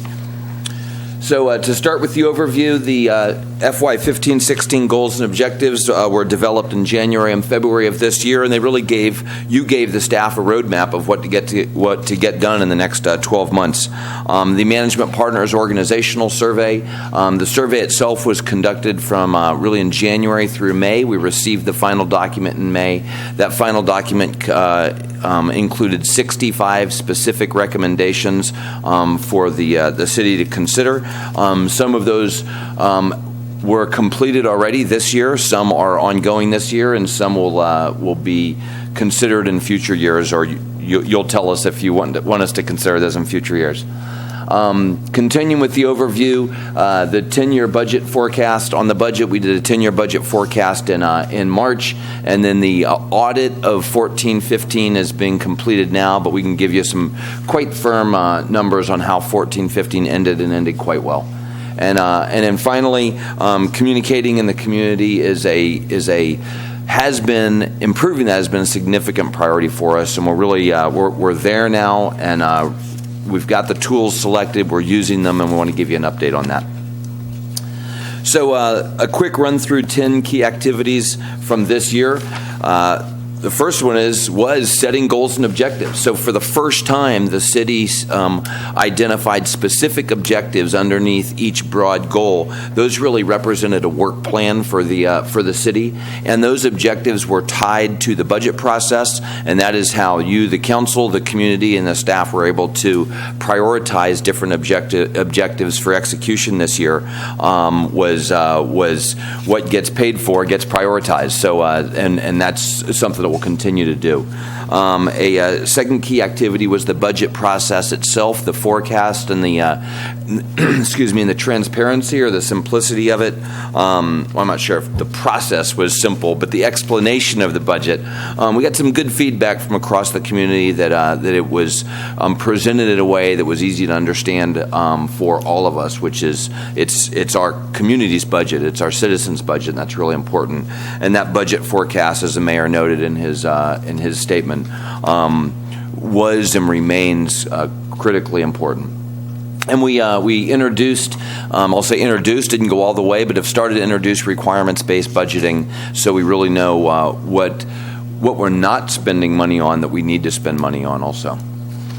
The WRF is moving decisively forward, and we'll cover this in a bit more detail as we get to that goal, so I'll leave it at that. A number of improved management practices that were not in our goals and objectives, but we instituted quarterly budget reviews that are at least not just a written sort of update, but an actual meeting. Our Citizens Finance Advisory Committee sat in on our most recently quarterly review, and that's where the department heads and I sit around the table and sort of torture ourselves to make sure or to know precisely where we are on the budget every 3 months as we go through the year, where we are in expenditures and where we are in revenues.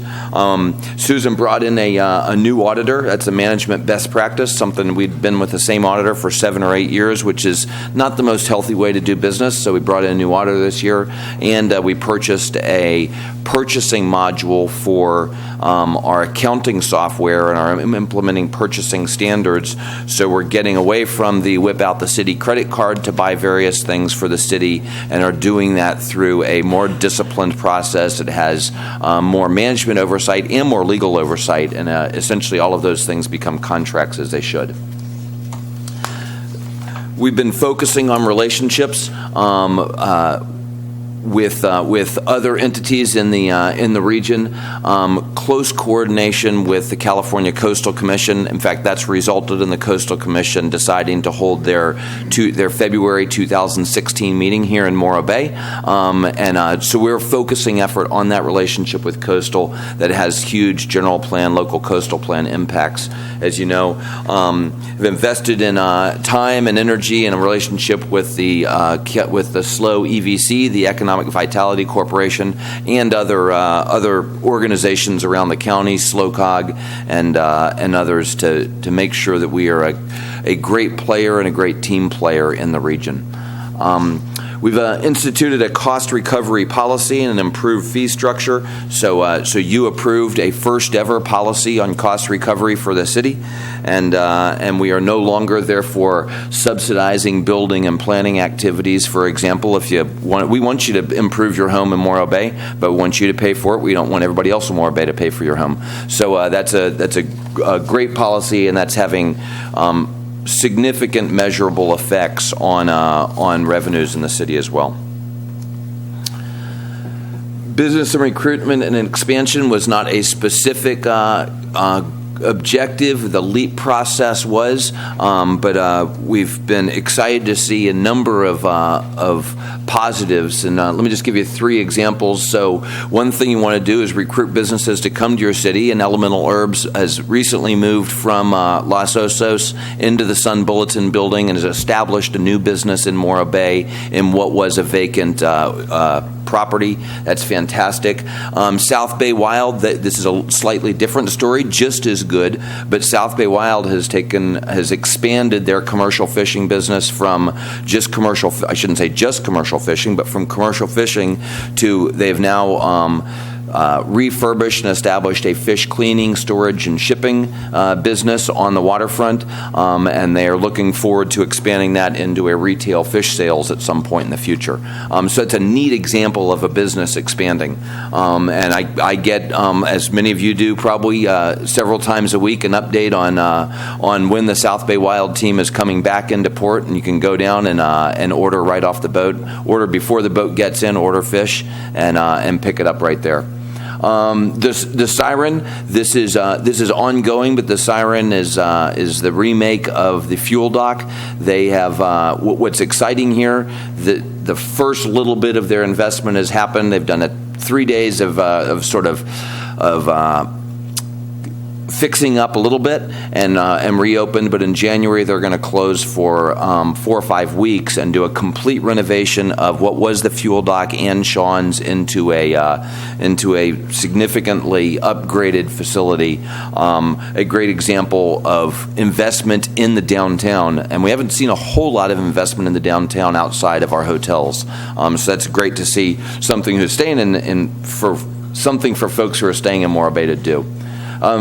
Mayor Irons covered a little bit the water and sewer rate and the utility discount program. So the first rate increase in 20 years in water, that is an important making of a tough decision. It was a great decision to make.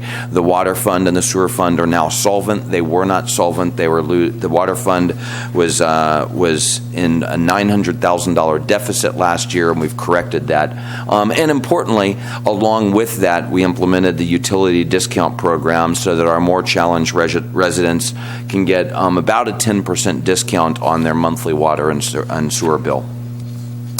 Improved communication, we're going to go into some detail on that at the end, but I'll note just in the area of Facebook, that's not just a cliche. We're using Facebook to communicate up-to-the-minute information with the community.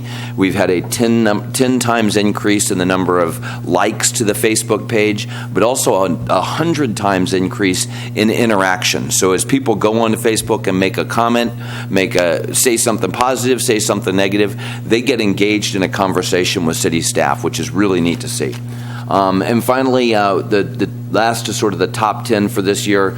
Improved event coordination. Our new, I guess I'm not the new guy anymore. Our new deputy city manager is our synchronizer of events. We're really we're improving Morro Bay's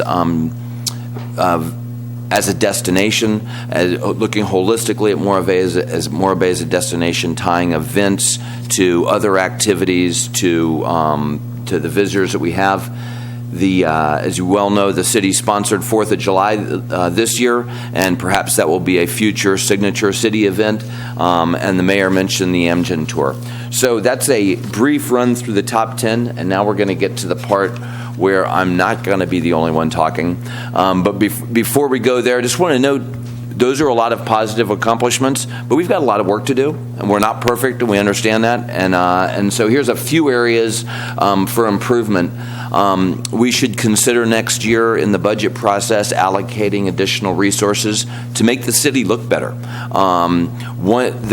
Frankly, the primary reason why we sometimes have issues with trash around the city, with tree trimming, with bathroom cleaning, is because we haven't allocated resources to do that. It costs money to trim trees, and right now we've allocated the resources to trim our downtown trees once every 5 years. If we want them trimmed more regularly, we can do that. We just need to allocate the resources to do that. Staff responsiveness and engagement, we'll talk about this a little more further down the presentation, but responding promptly to emails, to phone calls, we are going to improve on that. We are considering sort of town halls that are staff outreaches to various either parts of the community or sectors of the community, to hoteliers or to the East Beach Track or to North Main Street businesses, but getting staff out more and just before a problem comes up to hear from the community. We can improve on that. As we go through budgeting this year, we want to make our budget even more citizen-friendly, perhaps using OpenGov, which is a great transparency and budget understanding web tool. And then finally, at least in the area of capital improvement program, we should look at running our capital improvement program recommendations through our advisory boards to get the PWAB and the Harbor Board and all of our advisory boards helping us prioritize our capital improvements. So there is work to do, and we're looking forward to doing it. But we're going to go now through the 15-16 goals and objectives. There they are. You're quite aware of them, and we're going to go through them one at a time, so I'm not going to read them all right now. But I'll give you a brief overview. So there's 10 general goals. There were 73 specific discrete objectives underneath those goals. There's the status. So we have completed 30% of the objectives that you set for us for this year. And again, this year runs through June of 2016. Just under 68% are ongoing. 7% we haven't started yet. We're going to start in the new year. And 5% were not funded, and so we haven't started those, and we're not going to start those because unless funding comes available. So now we'll get into to the goal-by-goal update. Blue means it is ongoing. Green means it's complete. Red means it is scheduled to start, and plum or purple means it was not funded. And then also note on each of these we go through, not on each of them, on a few, 9 of them, there's a specific recommendation that we're asking for you to consider, whether it's to defer this to the next year or to drop it off of our goals or to modify something. So goal number 1 is to develop a new water reclamation facility. On the first 3 objectives, one objective was public input, another was governance, and the third was an MOU for now. So I'm going to cover those 3. We continue to work extremely hard at getting great public input and providing great public information in the WRF process. That will be ongoing. It'll be ongoing for 5 years until we have a new WRF, and then 2 years until we have a new Phase 2 water reclamation facility. But that is ongoing, and we think we're hitting that about right. Both governance and MOU for now are green as complete, but frankly, those 2 objectives were overcome by events with the Cayucas withdrawal from the project. So governance was solved. We're building a Morro Bay owned and operated WRF, and we don't need an MOU for now with Cayucas. But I'm going to skip to the note at the bottom and then turn over the last 3 to Rob here. And the note is at the bottom is that we recommend at the end of the meeting here that you consider changing Goal 1C from MOU for now to, as you see in the quote there, a WRF property MOU, to negotiate and finalize an MOU subject to appropriate environmental review for the purchase of appropriate and sufficient property to construct a WRF consistent with previously adopted council goals. So we all see the need for an MOU, and we'll ask you to consider updating Objective 1C with that language there, and then we will mark it as ongoing. Rob? Thank you, Mr. Buckingham. First, I want to state that it's not on there, but we have engaged Michael K. Nunley and Associates as our project management team, and their firm is taking the lead on coordinating our WRF effort. City staff is still involved with the project, with the review of technical issues and approval of contracts and invoicing. But MKN is making sure that everything goes smoothly and keeping on track. D, fatal flaws analysis, archaeological and biological reviews of the Morrow Valley preferred site are complete. Although reports are still pending, they do indicate that there is no fatal flaws with the Rancho Colina site. Geotechnical work still needs to be performed on the more westerly portion of that site. So they'll be out there drilling some holes in the ground probably next week. Hydrogeological work is still underway, and that is to assess basin suitability and optimal locations for groundwater recharge. E, facilities master planning. Black and Veatch is continuing to work on, their focus is on non-site specific issues such as treatment technology, solids handling, flows and loads, and some of the ancillary facilities like pump station and preliminary pipeline routing. We are more likely than not going somewhere about a mile outside of town into the Morrow Valley so they can get started on that work. It is clear that, at least based on their work so far, the potential way that we're going to reuse that water, we're kind of settling on the liquid treatment technology, and just want to assure, well, David Nelson's not here, but I want to assure him that there's no ox ditch or trench plant involved in the new facility. It will probably either be an SBR, sequencing batch reactor plant, or with microfiltration, or an MBR a plant. Also likely we'll be using UV for disinfection and some form of reverse osmosis to remove salts from the water before reuse. Item F is environmental review. This council has approved ESA as the environmental review consultant for the preparation of CEQA and possibly NEPA documents, depending on the funding source necessary for the project. Staff has yet to sign the contract, but anticipates contract to be complete imminently. We're looking for a little bit of revision to their scope of work, and we'll include that in the contract. That concludes my presentation on that slide. Thanks, Rob. So we'll break here for any questions about goal number 1 or comments. Any comments from council? Noah? Okay. Christine? Okay, good. We'll keep going. Thank you. Okay, great. Goal number 2 is improve streets. It was and still is improved streets, in fact, and will be for a while. There are 5 objectives this year under improved streets. I'm going to take the first 2 here. So the council decided a number of months ago not to pursue a ballot measure in 2016 for some sort of street-related tax measure, but instead to consider an initial step of streets financing, and that will come to the council in January or February. So we're continuing work on that. It went to the Citizens Finance Advisory Committee last week. And the traffic management plan, we're continuing to work on the traffic management plan and the traffic calming measures that we discussed at the last council meeting. Rob? Thank you, Dave. Traffic control device maintenance is an ongoing operation in our consolidated maintenance division. Generally, we plan to do that maintenance, because it involves a lot of street striping, in the time period between the tourist season and when it rains.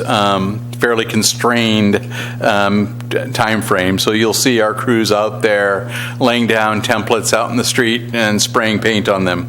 Item D, pavement management system. Recently had 2 staff members go to the Association of Bay Area Governments training on the Street Saver pavement management model, and we're in the process of converting from our micropaver model to Street Saver and importing all that data onto the new platform. We'll then enter the street inspection data that our street supervisor and crew continue to collect in the field, revise the model runs, and determine priority paving areas for next year's paving program. Our consolidated maintenance division has been able to complete a few smaller paving projects, including the Orcas and Panorama intersection. On bike needs, we're working with the bike committee to implement solutions for unmet bike needs. Completed work includes the green lanes near the high school, the green bike lanes, Morrill Creek Bridge is a major accomplishment, and it came out of an unmet bike need. Bike-friendly community signs, we have one of them up. We've ordered 10 more. We got one for free when we were awarded it, and had to buy a few more. Future work will include bike path maintenance, basically from the power plant path all the way up through Cloisters, which will involve grinding, some patching, and then sealing the entire path. We'll be adding some share the road signs and some edge line striping on Atascadero Road, and installing those 10 additional bike-friendly community signs. I put in your box this week a pamphlet on bike safety, and we're working with the bike club to make those available at community events, the bike safety pamphlets, hoping everybody rides a bit safer. That completes my portion of that slide. Thanks, Rob. Any questions, comments on improved streets? Questions, Christine? Great. Thank you very much. I just thought it would be a good time to let you know, Mr. Levick, that I did receive a call from the residents at Orcas and Panorama appreciating the work that had been done. I really probably should have called you last week and told you that, but it's really, I think that particular resident came forward with a pretty critical situation in their street, and the city was able to make short-term improvement there, likely to get them through the winter. So that appreciation was made to me, and I'm passing that on to you and your staff for getting out there and doing that work.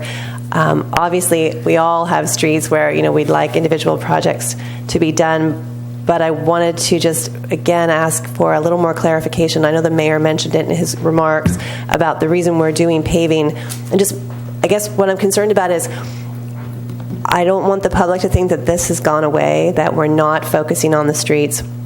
I'm glad to hear that we'll be bringing a street financing measure back. So while we've decided not to do the ballot measure, we haven't given up on how to fund extensive street repair. And perhaps the financing may give us a way to do more at once and to do more intensive rehabilitation of streets. But Mr. Levick, if you could just spend another minute talking about why we're going to perhaps how much paving has been done, because we have certainly gone back and reprioritized our pavement, and there have been improvements, especially in residential neighborhoods that were not previously prioritized. So just kind of recapping briefly, and then tell us just what we're saving when we go to that 2-year cycle rather than every year bringing in a contractor. I think it's really important because this is a big item still for our city. Sure, thank you. So the reason for every other year paving is twofold.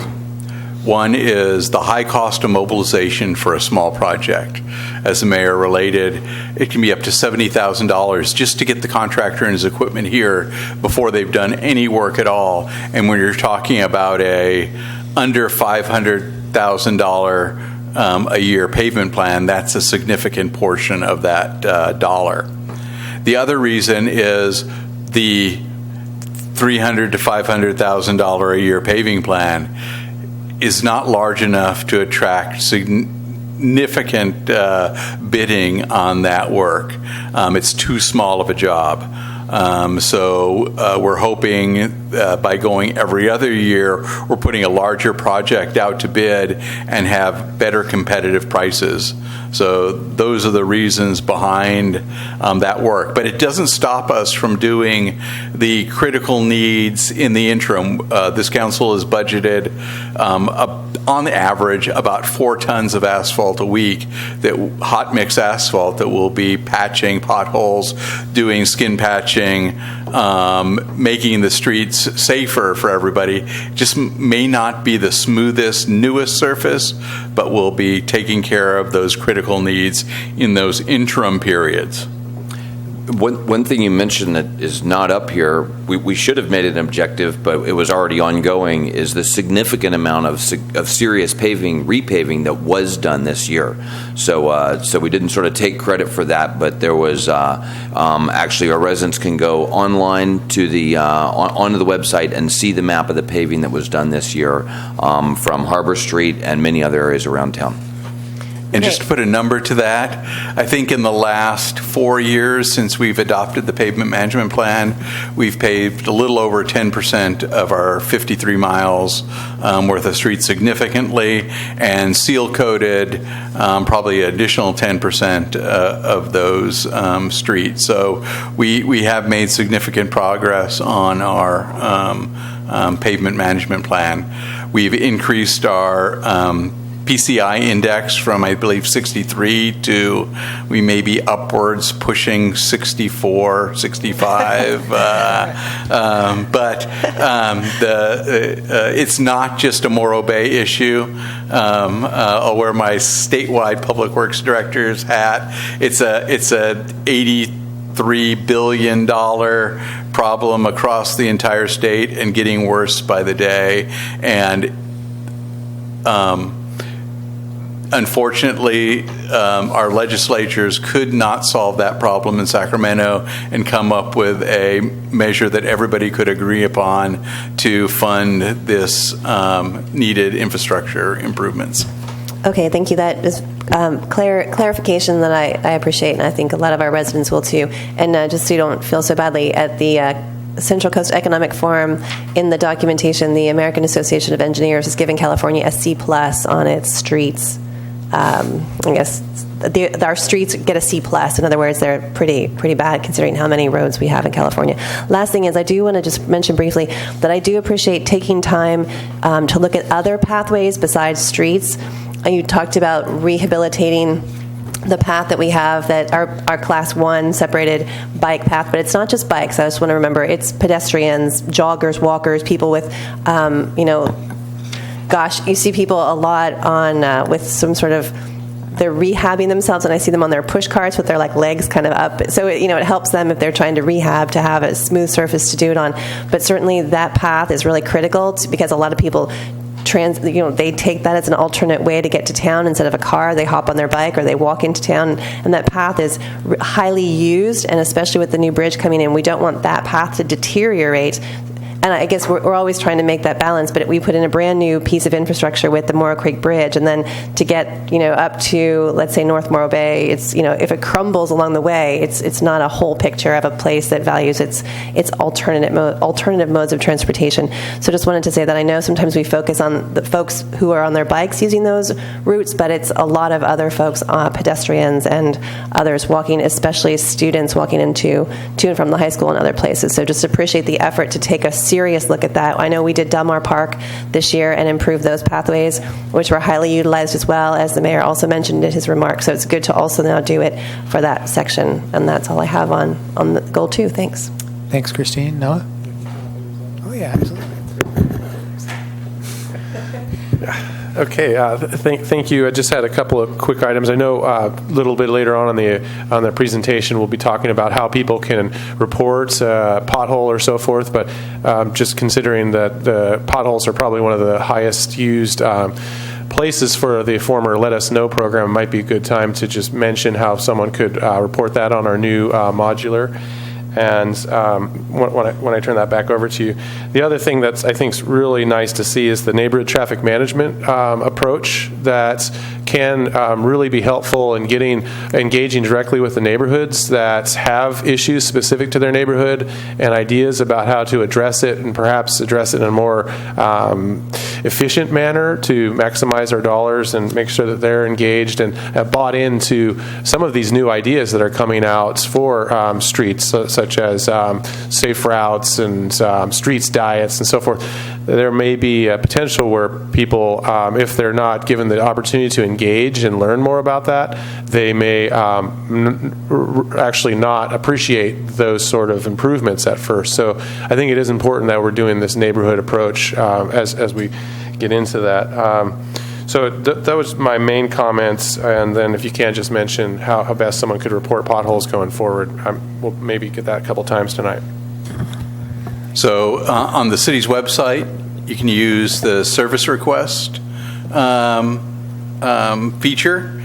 And if you have a smartphone, download the app from the iTunes App Store or I don't know what it is in Android. I don't know really any Android users, so Google Play. I don't socialize with those Android people. Anyway, a Google Play Store. It's called My Morro Bay, and download that. Take a picture of your favorite pothole, send it in. It'll go to Mike Wilcox, and if he doesn't answer you back in 48 hours, it'll come to me, and we'll make sure we get back to you and get your favorite pothole on our hit list. Mr. Leivik, how about for the non-digital folks that just have a phone contact? How's that? Do you have any guidance for that? Call 772-6261 for the Public Works office. They will enter that information into that same program. If you want to leave a phone number to be called back, you'll be called back by this delightful computer voice that will let you know the status as we enter information into that program, whether the work has been completed, what the status is periodically. Or drop into our offices, talk to one of our counter techs. They'll take your information just the same. Okay, thank you. Mr. Buckingham. Okay, goal number 3 was or is to review and update significant city land use plans. I'll cover the first few here and then turn it over to Scott for letter E. So the general plan, local coastal plan is ongoing. We anticipate that council will have the opportunity to approve the contract with the selected consultant that's going to help us with that in January. Work is ongoing on both the secondary unit ordinance and the sign ordinance. That work right now includes outreach to the community and input from the community on both of those, the business community, especially on the sign ordinance. We anticipate that the secondary unit ordinance is heading through the Planning Commission soon. The sign ordinance a little bit later. Secondary unit ordinance should come to the council for approval in February, and the sign ordinance soon after that, hopefully in March. And you approved our neighborhood design guidelines several months ago, and now I'm going to turn over to Scott for the downtown specific plan. Thank you, Dave. So item E, objective E, is the downtown specific plan. Work is scheduled to begin on this item in the spring of 2016. It will follow on the heels of the Embarcadero widening project and the Centennial Stair project that are currently underway. Staff, after looking at this for a while, is recommending a change to this specific item from a downtown specific plan to a downtown waterfront strategic plan. Reasons behind this are we've been looking at what the process entails in the general plan update and what the process is entailed in a specific plan, and a lot of those processes are mirrored, so we'd be paying for them twice. What you get when you move to a strategic plan is an action item plan that would probably identify short-term, mid-term, and long-term improvements or goals. That could include design guidance for both areas down on the Embarcadero and in the downtown. Those action items would help us inform the general plan and LCP process. So instead of working separately from that, we could dovetail into it. Idea would be that we would do that at the end of the general plan update process, where we're updating the zoning code.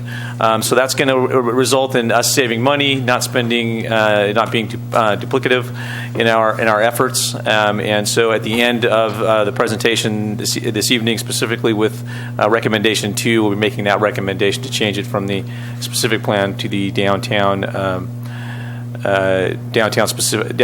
strategic plan and waterfront downtown and waterfront strategic plan. Sorry, and that ends my portion of the presentation.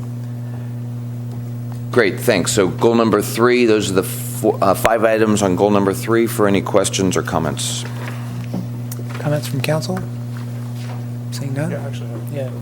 Okay, you want to borrow this? Yeah. Thank you. Thanks for the information. And you have mentioned multiple times in the past how people could get engaged in the downtown or the downtown waterfront strategic plan, which we're calling it now, or the general plan update. I have heard a little anxiety in the community, wondering that we put the signs up for the survey and concerned that might be the end of our outreach, which I've been making sure that they understand that this is just the beginning. There's going to be plenty of opportunities going forward. But if you want to just take a couple minutes to review that so people understand some of the next steps of input opportunities for themselves in the general plan update. Certainly. So the outreach that we did through the signs, that was through the City Voice program, and it was really just to inform the vision and values statement that we're looking to move forward with. The General Plan Advisory Committee is going to be sort of reviewing that probably in the next couple of months. We're going to be condensing the information that we received out of that survey for just that specific process. As far as opportunities to be engaged with any of the efforts that we're doing right now, we have in Goal 7, there's the Embarcadero Widening and Centennial Stair project. That's in process right now and is going to have stakeholder outreach and a public workshop. I would envision after that's complete, moving into this strategic planning process for the downtown and waterfront area, and it would have that same thing: stakeholder engagement, public workshops, and then we'd end up with a plan at the end of that has action items in it, and we would roll that right into the general plan update effort. So again, sort of bringing those together. There's going to be a lot of public opportunity to provide input into the general plan update process as well. I mean, there's going to probably be somewhere in the neighborhood of 16 public hearings. There's probably going to be somewhere in the neighborhood of 5 or 6 public workshops, as well as stakeholder engagement as well. So I mean, there's ample opportunity to participate in any of these forums and any of these actions moving forward that the city's moving forward with. Thank you, Mr. Graham. What would you recommend for someone that wants to sign up to be notified about any of these workshops? So many people are tracking this on their own, but if they'd like to just be able to learn when things are happening, we're going to be doing multiple outreach efforts that way as well? So we will have a notify me on that specifically. We're also going to be putting together, especially for the general plan update, we're going to have a specific web page for that, where you'll be able to go to get sort of updated information about where we're at in the process. When's the next upcoming GPAC meeting? When's the next upcoming workshop or neighborhood engagement? Those things will be listed on the website, probably put out through social media, and then we'll have the let us know function, which will let you know if you sign up for that. We'll let you know when we're having meetings as well. So certainly several opportunities for that. And if you're not tech savvy, you can just come in and talk to us, and we'd be happy to sign you up. So we can get into this a little bit more with the communication piece, but for those who sign up for the city news, used to be the news flash, now it's the city news. We will advertise, market all of these kinds of meetings, like the Trident Outreach is a great example. That will go out on City News. And that's probably the easiest way, is to sign up for that one thing, and we're not going to flood everybody's email with 20 things a day. But the big ticket items, especially public engagement items for the city, will go out on City News. And we'll show you the city calendar that is actually in use, and you can look at that and see all the public meetings for each month. Great. Any other questions? Thanks. A lot of great work going on in community development, and that's why I feel a little bit bad even saying this. But I know our sign ordinance we were trying, and I know you picked it up when you came in, Mr. Graham, and I know we're trying to finish it. And I think there were some high hopes in the business community that maybe we would get to it in the end of the summer, and now we're going into fall. So reasonably, when we get to see this, well, when it goes to Planning Commission and comes to Council, we'll be reasonably ready to then sign off on it, is your estimation? I would say yes, and we actually, at the last Planning Commission meeting, we took the sign ordinance forward to get, I wanted to sit down with them and discuss the game plan moving forward, because there has been a lag between when we last reached out to the 4 business districts that were identified in the sign ordinance, and the game plan moving forward is to re-engage with those folks. I'm going to do that jointly with the Chamber of Commerce. They were involved last time, and that seemed to bear fruit then, and I think I'm going to continue that, and I'd like to build a relationship with the Chamber as well anyway. So we're going to be moving forward with that over the next couple of months. I'm going to have 4 separate workshops with those different business areas, and hopefully be able to bring back the finalized ordinance in the spring. Okay, great. Because I know that the outreach you did a few months ago was really well received, and people really enjoyed having direct access to you and telling you directly where the challenges were, so I appreciate that, and it's great to hear you're going to be doing that again. Okay, thanks.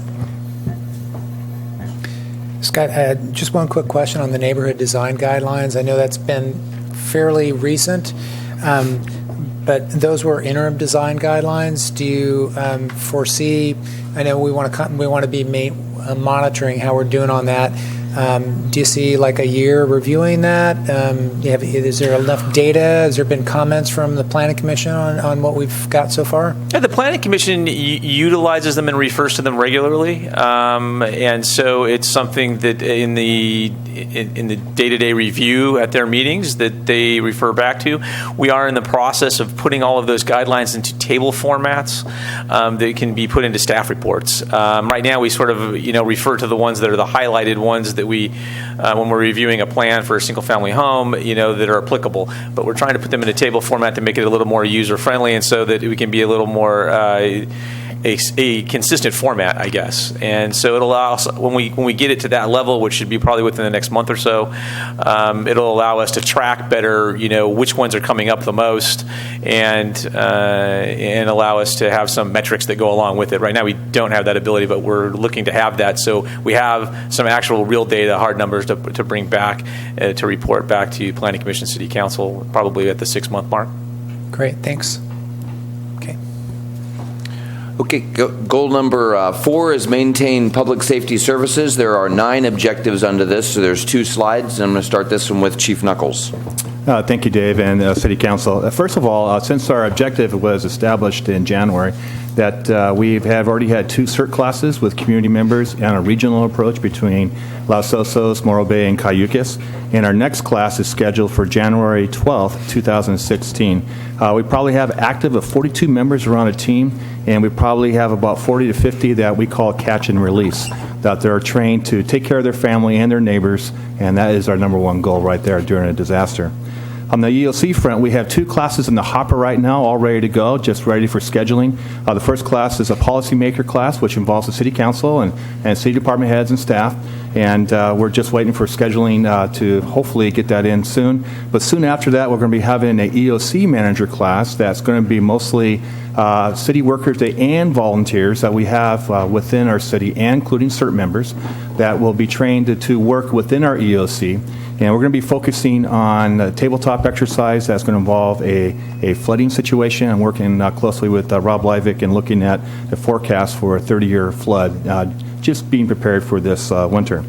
On the drought annex, as you know, we're in discussion and planning stage of our mitigation plan, and with our first workshop scheduled for December 3rd next month. After the completion of the mitigation plans, was a multi-month process, we're going to be addressing some issues concerning drought to our community, and then we'll be adding a drought annex to our multi-hazard emergency plan. Thank you, Dave. Okay, on IT communication, the PD has implemented the PD app smartphone app, and that is on the street and being used, so that's complete. Code enforcement shows is complete. Clearly, the code enforcement process hasn't been implemented completely, but this is a good example of showing something complete when most of the major processes have been done. It's come to council, it's been budgeted. So the council budgeted for code enforcement officers. We are in the final steps of hiring them. The vetting is going on, and so they will be, I don't know, are they working today? The first one will start next Monday. Great. And just to confirm again for our whole community, the public outreach that part of this is crucial. And so really for the next 3.5 months, we're going to continue public outreach on code enforcement. And that's through the end of February, and it won't be until the end of that period, the beginning of March likely, when we'll start adding a little bit of teeth to the enforcement and actually be considering citations instead of just education and warnings. And the emergency plan updates, it's ongoing. There have been no plans to update yet, but if we get any plans from the county to update, we'll update those. Going to the next slide, and then we'll look at this whole goal together. I'll keep going on body-worn cameras. So Chief Christie and the PD have the cameras on hand. They are testing the cameras. They are putting the final touches on the policy for wearing the cameras, working it through the Police Officers Association, and we should have our Morro Bay PD using body-worn cameras at the beginning of January. And Amy's going to pick up the last few here. Good evening, Council. I'm just going to say a few words about strategic planning for both the fire department and the police department, and it's both ongoing. Both departments have completed the first phase, basically doing their SWOT analysis by analyzing future trends, and from there we'll all develop our objectives separately. They do different things than we do. And then we expect about 6 months we'll develop our plan to enhance our service delivery and then hopefully get it to print so we can have it out for staff as well as the public.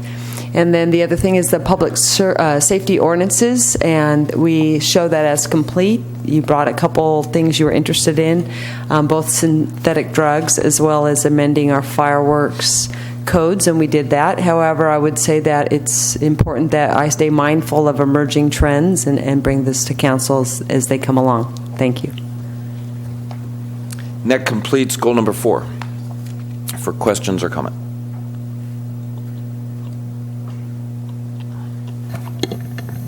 Yes, thank you.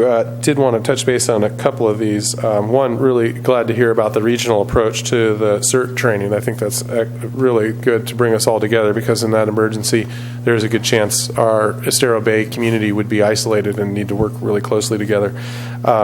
With code enforcement, I just want to confirm that there is a built-in check-in point to review the code before the citation component is initiated 3 months from now, I think you said, so that we're given the chance to check in, identify if there are sections of the code that should be adjusted, so that the community is able to voice a concern about a certain component, whether it needs to be strengthened or weakened or improved upon. So at what point do you think we would have that sort of a public hearing component to check in on those on the entire code before we get into the teeth of the ordinance?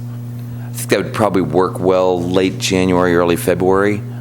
Give time for the public engagement and warning sort of process to go on, so folks hear about what the code says, sort of learning by doing in a sense, or learning by receiving public or city letters. So perhaps late January, early February would be a good time to have code enforcement come to the council again as a here's where we are in the engagement process, here's the feedback we've gotten. So we'll do some tracking on some of the primary items. We already have our list of 10, I believe, right, that we know are likely to be hot ticket, but some of the nuances there we'll have deeper information on, and be letting people know that are voicing their concern. We can direct them to a specific hearing to be able to have that discussion. Yes. That sounds great. And then just briefly wanted to give Chief Christie a chance. I know that there's been some really nice work that you've done and the department to revitalize the Neighborhood Watch program, and Not sure if you wanted to discuss how someone could get involved with that. And then we talked a little bit earlier about the creek sweep, and I think it's important to know that you bring focus to the department on the crime prevention through environmental design and how we can be smarter with how we're organizing both citywide and try to address crime through a bunch of different means rather than just your traditional crime enforcement and prevention techniques that we've used in the past. Oh, thank you for asking. I'm very proud of the Morro Bay Neighborhood Watch. They meet monthly, and they're also can be seen online. Our meetings, I think, are the second Thursday of the month, and thankfully they send me the email to remind me to go to Dorn's at 11:30 on that Thursday, and we have our meetings. And they also help host the Carolyn Cops, which is coming up, as well as our National Night Out. So they do the fundraising and they do all the planning, and they just remind the chief to go to Dorn's on a Thursday every month. So they're fabulous, and they do great things for us. They actually set up the website, completely volunteer group, and very proactive in their public safety, which is fantastic. And thank you for mentioning CPTED. CPTED is Crime Prevention Through Environmental Design. So there are different things we can do in our community. In one place would be Lila Kaiser, where we can sort of change the environment to make crime less attractive for that area. And we talked a little bit about meals. I'm not saying that's criminal in any way, but by able to provide it elsewhere, you can kind of reduce ongoing instances of complaints, perhaps crime, but whatever the issue may be.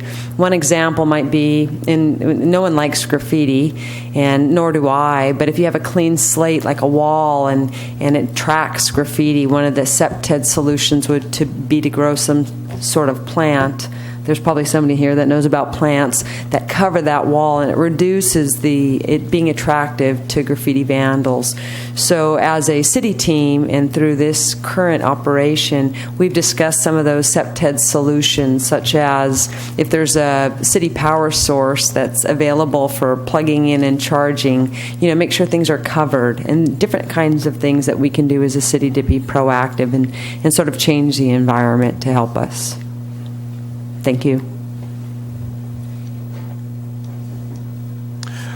Okay, goal number 5 is ensure fiscal sustainability, and there's 2 slides on this with 7 objectives. This is my favorite slide because it's all green, which means it's all done. But that said, several of these need to be continuing things. The first one, certainly the budget process we've talked about already. In fact, you'll note our objective was to develop a 5-year strategic budget forecast, and we doubled that. We did a 10-year strategic budget forecast. So we should turn that even darker green or something. But we certainly recognize that in next year we want to do, as I noted at the beginning, even a better job making the budget more citizen-friendly and with more citizen input, although we did quite a good job with input with our budget workshops last year. Financial reporting and oversight. We did establish the Citizens Financial Oversight Body called the Financial Advisory Committee. You established that, so that's complete, and they are involved. Capital replacement. You did establish a capital replacement account in the budget this year. We put $100,000 into that account. That's about 10% of what we think we probably need to be putting into our capital replacement account or our funded depreciation account. But first time ever, at least we got to start, and we need to continue to increase that. I'll turn it over to Susan now for fee recovery. Thank you, Mr. Buckingham. On October 13, 2015, Council enacted Resolution 6315, which established fee subsidies for 2 categories: recreation programs on a sliding scale based on community benefit, and Harbor Department's slip fees and T-Pier fees to be subsidized at 85%. All other fees are 100% cost recovery. On December 8th, Council will be presented with a resolution to establish a time certain for the annual review of all rates and fees. Thank you. Great. Thanks, Susan. And the last couple on fiscal sustainability, we're going to go into more detail on management partners. That's ongoing, and so that's a separate section of this presentation. Vehicle leasing is complete. We did our homework on this, and we don't think that vehicle leasing at this time for our city is the right solution. Frankly, we don't have a big enough fleet, a diverse enough fleet, and we drive the vehicles into the ground as it is. So we would likely be paying a lot more if we went to a leasing program than the ownership program. We'll continue to look at ways to reduce vehicle costs, including do we need all the vehicles we have, or the next time one drives itself into the ground, not we drive it into the ground. Do we really need to replace it? But vehicle leasing we don't think is the right answer now, so we've marked that as complete. And on energy, those projects are in the chute. They'll come out of the chute this spring. We anticipate replacing all of the HVAC systems in city facilities with more environmentally friendly, more efficient systems, and rooftop solar on many, if not all, of the city buildings. Any questions? No? I just wanted, I know I made my comments in my opening remarks, but it was very cool to see the article in the Western Cities magazine highlighting and recognizing Morro Bay. So, beyond that, I think it's pretty cool. So thanks. I think we did a good job on that. Just did want to give you the chance. I know it's in the staff report that was online, but you didn't mention it tonight. I think this is the place where you talked about the transition from the fueling station at the courtyard. I don't know if you want to mention that. It's actually a bit later. Oh, okay. I can hit it then. Oh, great. Thank you. Okay. Goal number 6 is support economic development. I'm going to let Sam do the first couple of these, please. There's also 2 slides on this one, so 8 different objectives.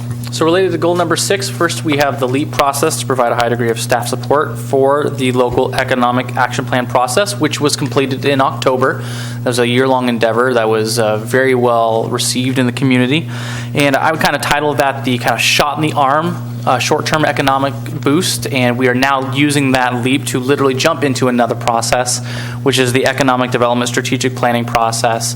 The council approved the budget and moving forward on the EDSP, and we literally will be meeting tomorrow at City Hall. Well, it's technically closed, but we're going to open it, and we're going to have a meeting with a group of folks, including Councilmember Johnson, staff members, Merchants Association members, Chamber of Commerce members, and Tourism Bureau to review the top 3 candidates to move us forward on that. We're very excited about that process. It'll be one of the most major, I would say, professional economic development plans that we will have embarked on, and we will be using the past 20 years of really community engagement and discussions as the base for that plan. So we're looking forward to that. On high-speed fiber, we're continuing work on that, and we anticipate we've done a fair amount, actually a large amount of research and coordination with a few private enterprises. We anticipate releasing an RFP soon after Christmas in the new year on high-speed fiber. And on a Tri-W property, this is one of those with a note on it. So we've done a bit of research on it. We've taken a couple of folks up there and showed them around, but I think where we are in the process right now with the city, we recommend that you remove this item from our 15-16 objectives. Just the resources, frankly, it's in the back of my mind and Scott's mind and Sam's mind. If we see the opportunity to do something significant with it, then we will. But we don't recommend that we spend a whole lot of resources on it. So we'll recommend that you remove that from the objectives this year. Continuing on, I'm going to have Eric talk about the Marine Services Facility. Yeah, thank you, Mr. Buckingham, and good evening. So, as you know, Kansas City Council approved us contracting with RRM for doing what we're calling the mini master planning for the Triangle Lot parking lot area. That RRM is engaged. We've got them under contract. We actually met with our ad hoc committee members today at the lot just to kind of look at the city's input to that process. The city's ad hoc committee input to that process. Then RRM convenes on Friday with the ad hoc committee and several other engaged people like the Maritime Museum and others to really look at how we're going to potentially design that lot out and come up with some ideas on how to do that. That will result probably in a 10-day to 2-week turnaround for RM to come back with something concrete that will be running through the Harbor Advisory Board, and then eventually you'll see that in the City Council. Sam, events? So related to event coordination, as part of one of the goals was to have someone assist in approving event coordination on the city's behalf, and that person is me. So what we've, I was made aware when I started here, and basically what we've done is we've tried to have a single point of contact for folks. We really want to hold their hand through the process, try to take away some of the confusion. We do have some long-standing groups that are used to going to various departments, and we're still working with them to make sure they start with me, because we want to make sure that they don't have to run to different folks. I think a good example of how this worked was the Harbor Festival. We had a good team process and effort in that, and it, by all accounts, they did a wonderful job on their event. We were glad to help in whatever way we could. Related to the next one, which is Chamber of Commerce Tourism Bureau relationships, Goal 6G was to review and analyze those and recommend alternatives. Obviously, we have so far recommended, and the council has approved, moving forward with a relationship with the Chamber of Commerce related to the visitor center, and we're happy that that's going well. The amount of visitors is picking up at that facility, and so we're really pleased with that. The folks who staff that are very positive about how many visitors are coming, and we're glad to hear that. We'll keep working to continue to promote that. Related to Tourism Bureau relationships, we are continuing to analyze that and discuss that issue with stakeholders and the community. On November 19th, the Tourism Business Improvement District Board of Advisors will discuss that issue more. We will bring a staff report to them, give them a first look at that, look at what the model can look like, and we'll ask them to help us really give them ownership of it and see the best way that it can work for the most amount of people in the community. And then we hope to bring for kind of a decision to the council in January, the final thing. So it's a really good public engagement process with a lot of opportunity for healthy community conversation. And an update on a couple of the economic development projects. So the flat work is done at the Maritime Museum site adjacent to the Triangle parking lot. That was really a twofer. It set the stage for the Maritime Museum, but it also improved the safety of getting in and out of the Triangle lot and the lot in front of Frankie and Lola's there. The aquarium, we will bring an aquarium proposal to you. You directed us to work directly with the Central Coast Aquarium in Avila Beach. We have been doing that. You direct us to do that in April, and we'll bring a proposal to you at the first meeting in December for your really consent of landowner to continue pushing forward with that. The Coast Guard facility is ongoing. The city is responding quickly and effectively to everything the Coast Guard needs, but sometimes the federal government is even slower than state or municipal governments, and so we are operating at their pace, frankly. Before the end of this year, the Thailand Park fish cleaning station will be rehabilitated. Mr. Smuckler. So that is the 8 items on economic development for your questions or comments. Any questions from council? Just a quick question. So just to confirm with the adjustment of the process for the update of the tourism marketing and how we could structure that, you're talking about November 19th, so that would then include the new tourism board members as well. Correct, which is a great benefit. We know that there's some folks that would really love to have input, and so we're holding off a perfect timing to have them have discussion. Yeah, so we'll be interviewing and appointing, and they'll be there. Yep. Great. Wow, tons going on there as well. And I didn't comment on the on goal number 5, but all that ensure financial or fiscal sustainability was like green like money, in that one. But what I would like to make a responsible comment here is wanted to mention too something else that I think we accomplished wasn't quite in goal G, was there had always been last year and a half, 2 years, perhaps longer, some discussion in the community about the Chamber of Commerce contract with the city to utilize the building that they're in. And I just want to recognize the work that was done the last several months, really with Mr. Taylor coming in and getting that contract straightened out, and it really wasn't anything that anyone was doing wrong. It's just it hadn't really been monitored very well. So now I think we're all on a very clear footing with the use of that building and who's in there and why and for how long. And, we said kind of a fond farewell perhaps to the incubator program, which was an attempt to do something, didn't quite work out the way we had expected. That's fine. It's good to be innovative and try things. It's another example of being innovative, trying something, and then, evaluating it and seeing if it fits for the city. But appreciate the work that was done on clarifying that contract and everything else on Goal 6. Thanks. Great. Okay, Goal 7 is improve city infrastructure, facilities, and public spaces. 2 pages worth of these with 9 or 10 different objectives. Have Scott start off with the first 2. Thank you, Dave. The first 2 items are ones that we touched on earlier.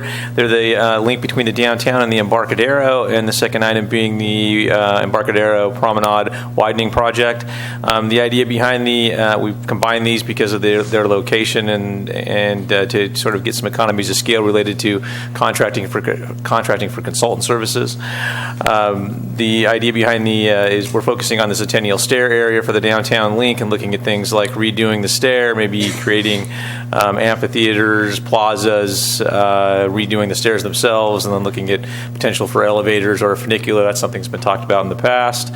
As far as the Embarcadero widening project goes, there are areas on the Embarcadero sidewalk on the west side of the Embarcadero that are 5 feet wide. Oftentimes when we're in the middle of the busy tourist season, you can see where folks are forced to walk in the street. So that's the issue that we're trying to resolve there.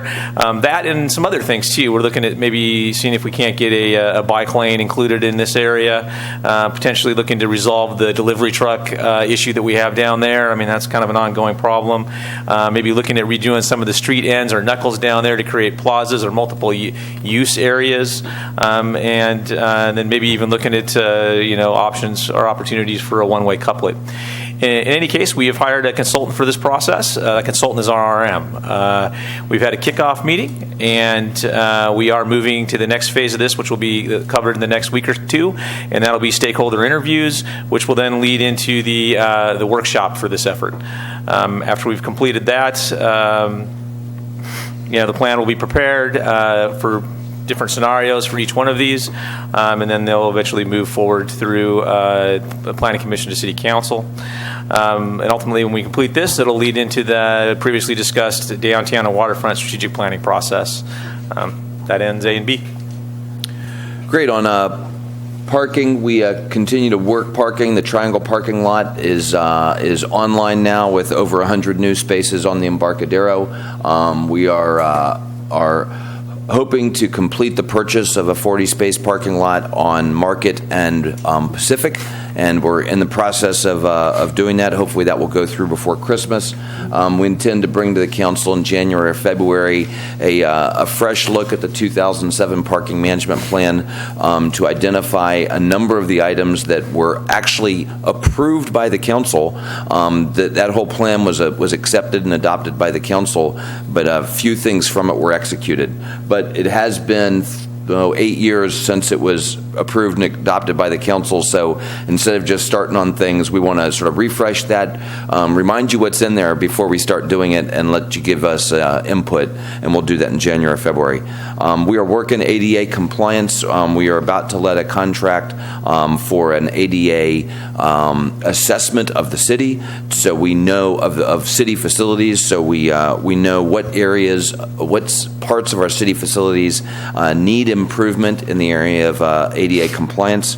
And then we are in the midst of needs assessments for both the Harbor Department and the Police Department that are in either decrepit or rented facilities.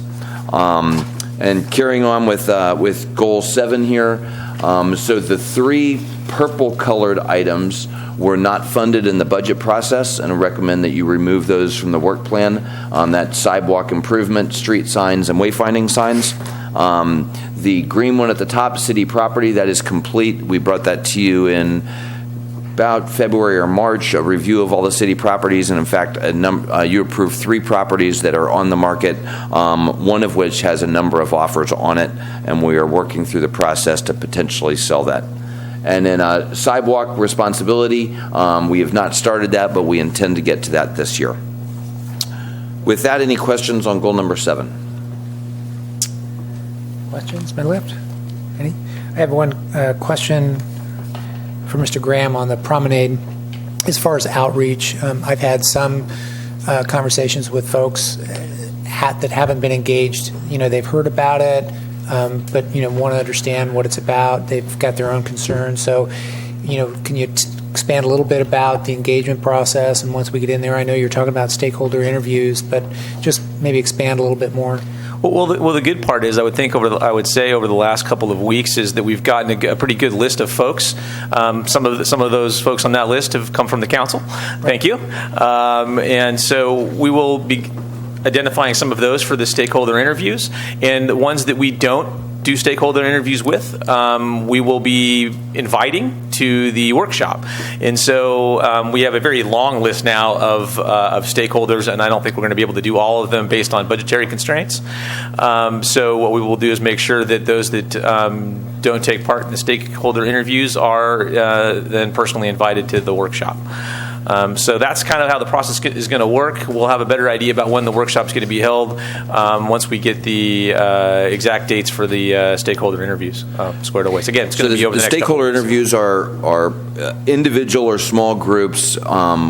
We're doing a lot of interviews, but perhaps not everybody who wants to be interviewed. But the workshop, the conceptual design workshop, is going to be in this room with as many people who want to come and participate as want to come. It'll be a public workshop. The plan right now, it's pretty neat, is to have one long table with a blow up of the Embarcadero, both sides of it, and have one team working together on the Embarcadero Promenade idea and how would that work, and then 4 or 5 other tables that are looking at the Centennial Stairway link.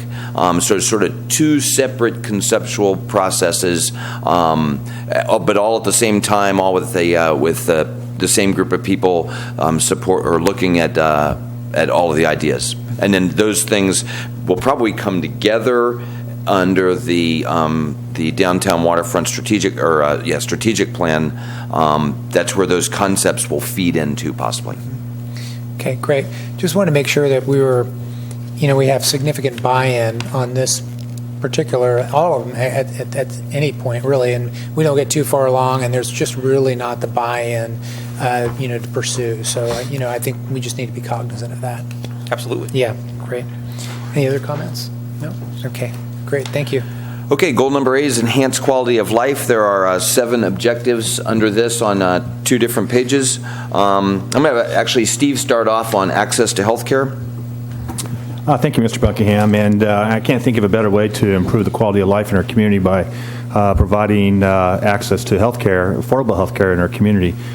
We, as a staff, are looking 2 or 3 years down the road, looking at how the changes in the Affordable Health Care Act is going to affect our local community paramedicine program, which will bring future funding for public EMS services in communities across this nation.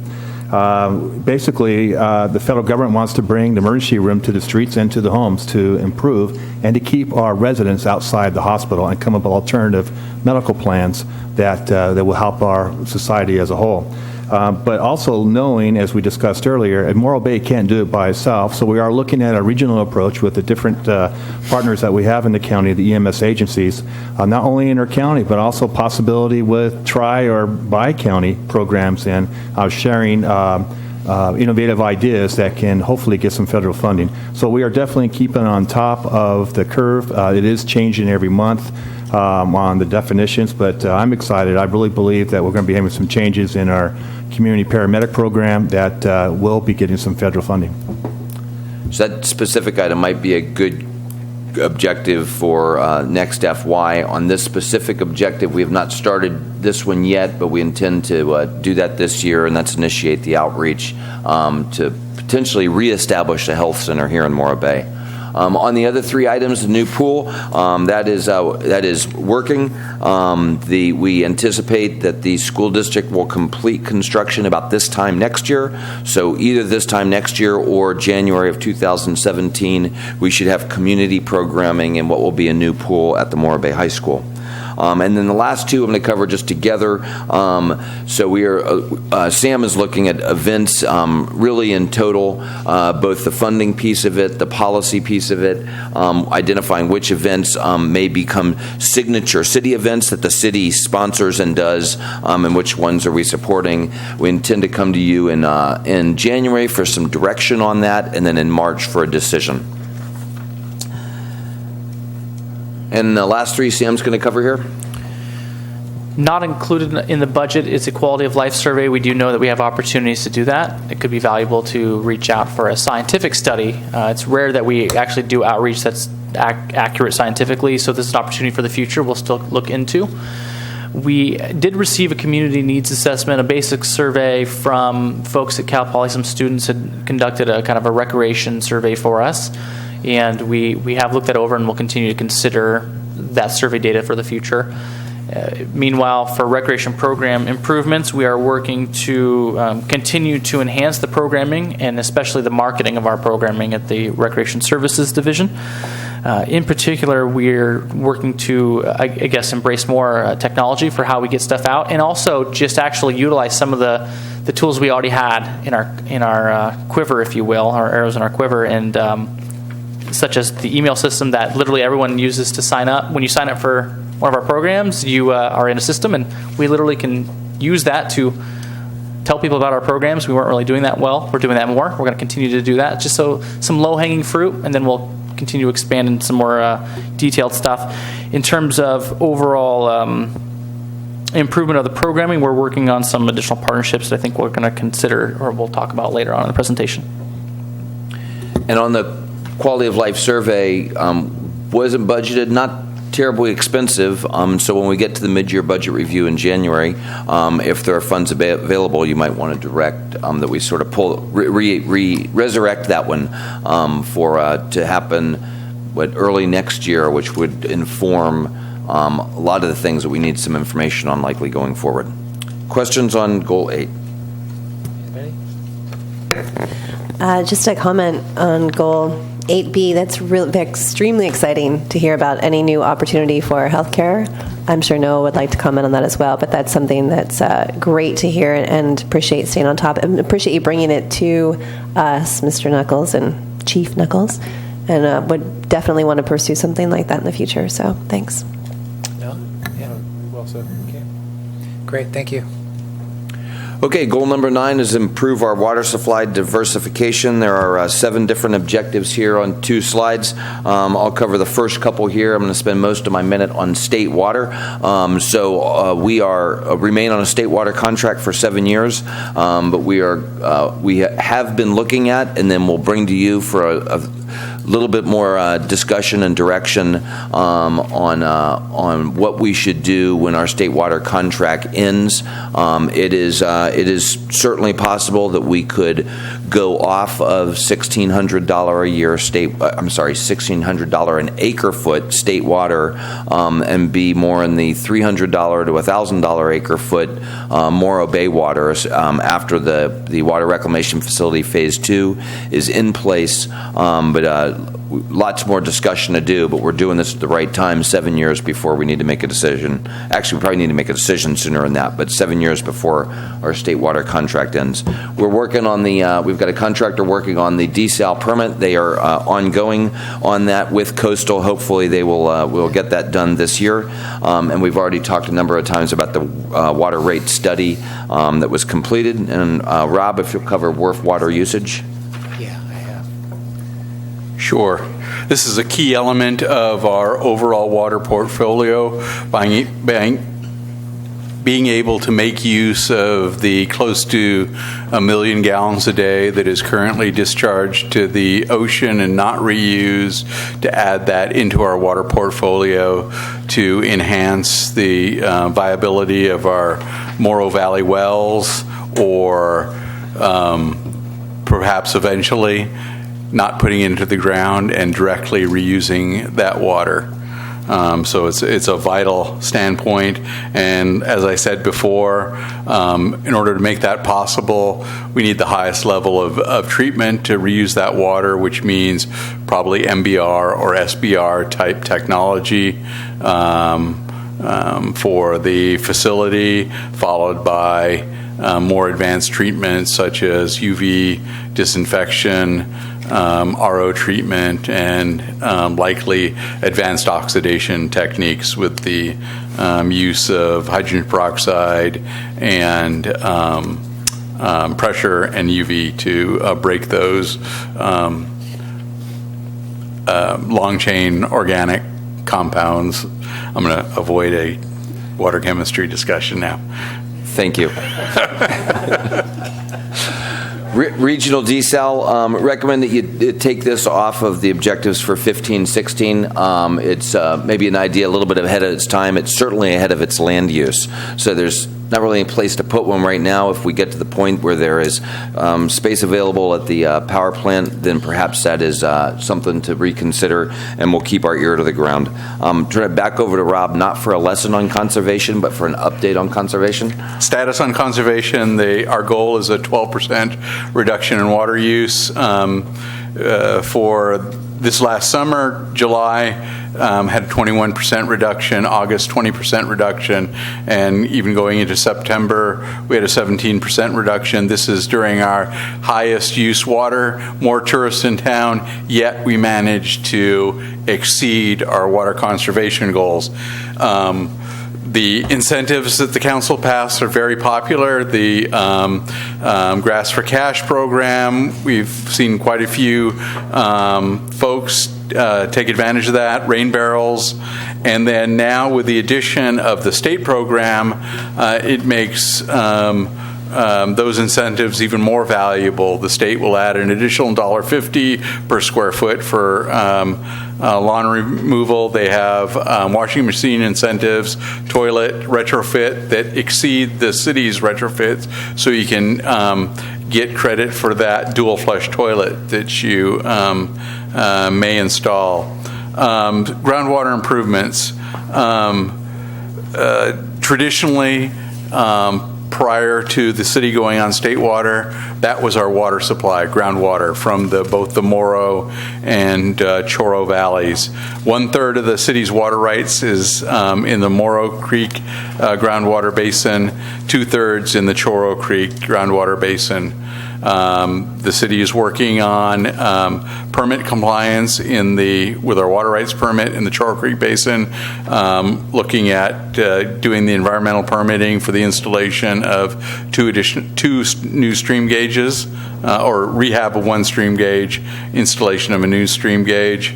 The issue with the Choro Creek, there's limited potential, especially in drought years. There's a stream flow requirement that Choro Creek needs to flow at 1.4 CFS, and the Choro groundwater basin has very low water quality due to nitrate contamination.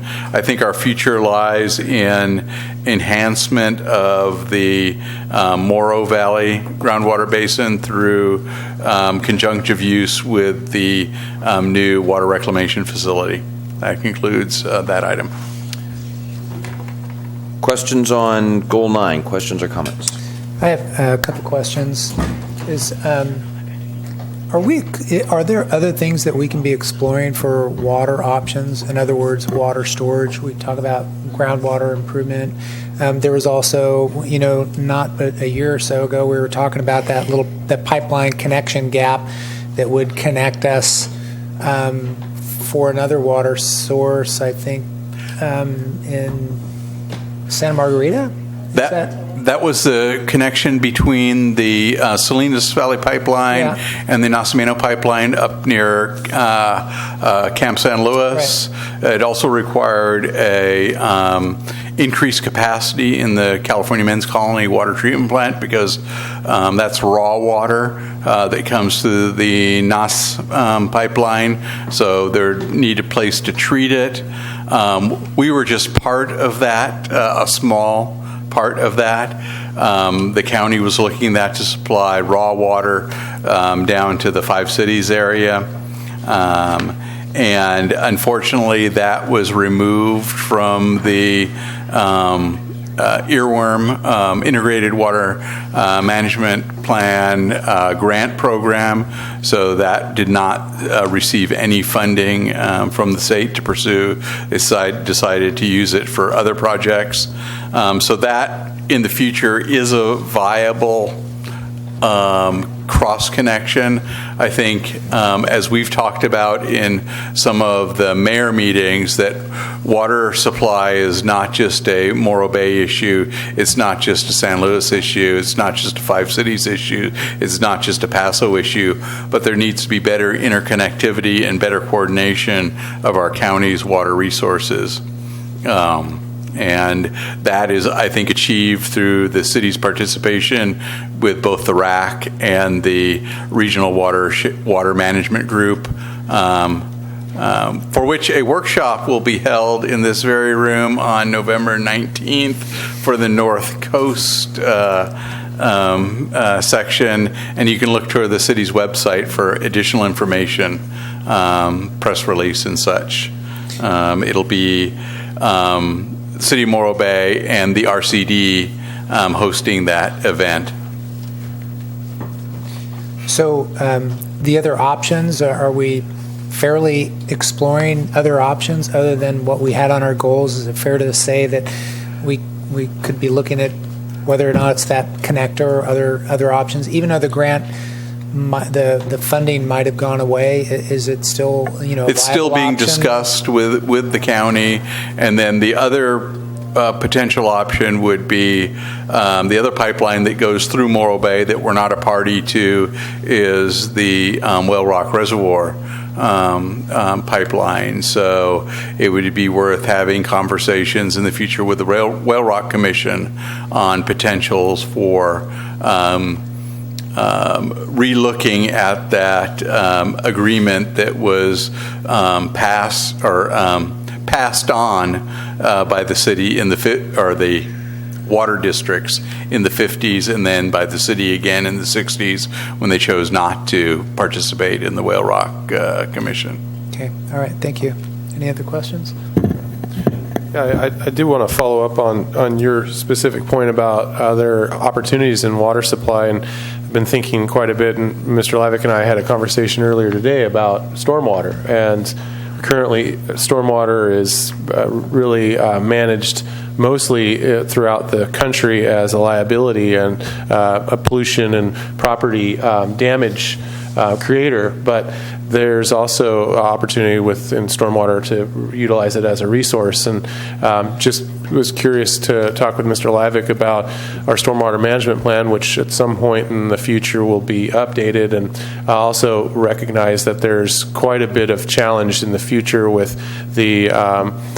with eelgrass and our lease sites on the waterfronts needing to be able to do their improvements, and also recognizing eelgrass as the foundation to the ecosystem in the harbor. And how can we create a meaningful, authentic program that helps eelgrass and allows the harbor to continue its operations? And it seems like stormwater is one of the few places where we know for a fact that eelgrass is impacted by it, along with a lot of other things. So I think it's an opportunity for us to be aware of and to not be afraid to build in large and smaller ideas that can help us improve the release of stormwater, but also try to utilize it. So I'm hoping that could be something that we keep on as a future goal to build in. It could be a big one, but it also could be quite helpful in a lot of different ways. Thanks, Christine. Just briefly, I know we've talked about for a while the permit that we need to get for the desal plant, and I'm wondering, is there a lesson in that and why it's taking us so long? Is there a lesson that we can learn about perhaps if we had the current relationship we have with the Coastal Commission, it wouldn't take so long, or is it something that I don't understand why it's taking so long? I think it's a resource allocation issue. We have a lot of projects in Public Works that we're working on right now. We've recently engaged consultant help to push this permit along. We now have a completed application that it is in with Coastal. That's really what it's taking so long. It's not Coastal sitting on really anything. We've gone back and forth a few times, responded to their comments, and now we have a complete application with Coastal. They don't view that it's a major issue to reactivate that permit for its originally intended purpose. They need to have further discussions with us if we intend on using it for a regular solution for our water resources. Okay, great. That's really honest response. Thank you, Mr. Livick. Thanks. Okay, the last goal here, goal number 10. There's 5, 6, 7, 8 different objectives on 2 slides here. I'll cover the first couple. So we continue to work public input into all of our processes. We hope we're doing a good job. We have improvement to make, certainly. On vision, values, and mission, that is ongoing. And as Scott mentioned a few minutes ago, we anticipate that the GPAC is going to work on that before the end of the year, and that'll come to council soon after the first of the year. Strategic planning, that is complete. You approved a strategic planning framework. You'll actually see the formal white paper and resolution for that at your next council meeting. And then I'll turn over to Sam for the last 2 here. So regarding information technology, there was a goal to fundamentally remake IT operations in the city. And as part of that came a budget allocation for one-time spending to help fundamentally remake it of about $100,000, which could have gone toward anything towards strategic plan to hire consultants and all that. Instead of going out for a consultant, which can be very appropriate depending on staff resources, we decided to write that strategic plan in-house, and probably within the month that will be issued. We already kind of see, based on writing that and working with each department on needs assessments and SWOT analysis, that we have a direction for that stuff. We likely are going to go cloud-based for our office productivity suites, which means that I can pull up Word and Excel and PowerPoint right on this tablet or on my smartphone and work from council or from other locations. It means that we're going to have email that's fundamentally far better than what we currently have. And I know that I see smiles on council's face. Trust me, staff has the same smiles, whether it be externally or internally. Except for maybe one staff member. We're not going to get into that. So we're looking forward to those structural changes. I think the reason why I mentioned the fact that we've done that in-house is it's allowing us to save a lot of money to do these projects, which will cost money. And we have to be aware that we were so far behind the times. Most cities have, about 15 years ago, went away from the types of systems we currently have for our email and our servers. And it will cost money for us to catch up with the rest of the world. And so I'm glad that we were able to work hard to save that funding for those projects. We are basically in the process of prepping each one of those projects now, and we probably will even start some of that project before we issue the strategic plan, but we already know those action items are going to be in it. Regarding public information, we have worked to measurably improve public information, public outreach, and we will have some more slides here later to kind of go over some details about each one of those initiatives. But we've worked really hard to, and I think this is really important, no one way to do public engagement or outreach is the best way to do it. You have to have a diverse strategy, and that means technological ways. That means continuing to do in-person. That means paper. And we have to recognize that each community is different in its structure and how it gets information. So we worked really hard to provide that diverse set of strategies for engagement, and we'll keep doing that. Even though we've implemented some and we've gotten really excited, there's always room for improvement and new opportunities. I'm going to say it publicly so we can try to commit ourselves to it. I would love to do a pop-up city hall in the future. I would love to put door hangers on doors in neighborhoods to say we're coming here next week, and we can have a city team go out and literally meet people in their neighborhood. I don't know, hand out some popsicles or something and give them answers to stuff. But I think that would be really cool to do. A few much larger cities are doing that. They obviously have the resources. The city of Boston retrofitted like a UPS truck to make it look like a rapid response pop-up city hall team. I don't think we're going there, but in our own little incremental way, I think some of that engagement can be very valuable to the people who, frankly, maybe just don't have time to get to us. These meetings sometimes people just don't want to go to a meeting, so let's bring it to them. So we always have more work to do, but I think we're proud of what we've done so far. So let me just take a minute. Sam made me think of this. So I opened up our current budget and I'm looking at page 18, priority number 5 under one-time spending. And priority number 5 under one-time spending was information technology, $100,000. And the remarks are $75,000 for an assessment and $25,000 for FY16 corrections.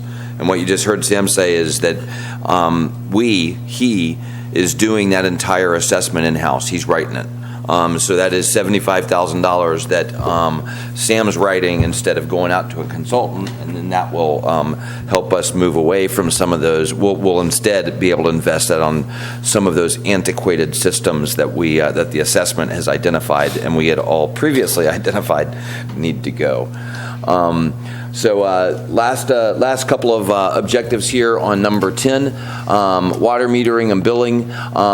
Recommend that you remove this one from our 2015-16 list. The staff has some more assessment to do based on input from the PWAB. What we need to look at is what are the in-house solutions that might get us 3/4 of the way down the road without going all the way down the road to what this objective said, which was a contracted meter reading and billing operations. What we've identified is most of our lost revenues is just because of poor meters. There are certainly good reasons to look at an automated meter reading and complete billing operation, but we need some time to do some better assessment on that. So I recommend you just pull that off of our objectives for this year so that we're not expending resources on it. Customer service, you'll note, is red. We've got work to do, and I'm intending to focus on that with our staff starting in January with a pretty significant focus on customer service standards, on response times, and training. And then on grants, bunch of great work on grants across the staff. I'll just summarize them. So community development, I think last week put in a Caltrans grant for bike path master plan. Harbor has several equipment and planning grants, new ones that are in. The WRF team is working a Prop 1 water reuse grant.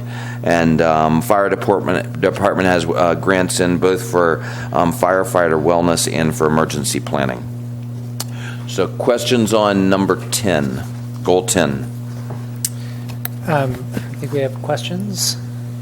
Christine? Well, we were having a lot of fun there, but I would want to point that fundamentally, Remake IT, the word fun is in there, but also the word mental. So, or demented. However you want to do it. But I think it's great to see this much energy put toward things like city operations, which, every city would have similar city operations. But for us to focus in on ours and making ours very responsive to our community, I think, it shows they cross over all boundaries. So everyone's department has to respond at some point to someone. So, obviously police and fire time their responses, right? They need to get someplace in X number of minutes.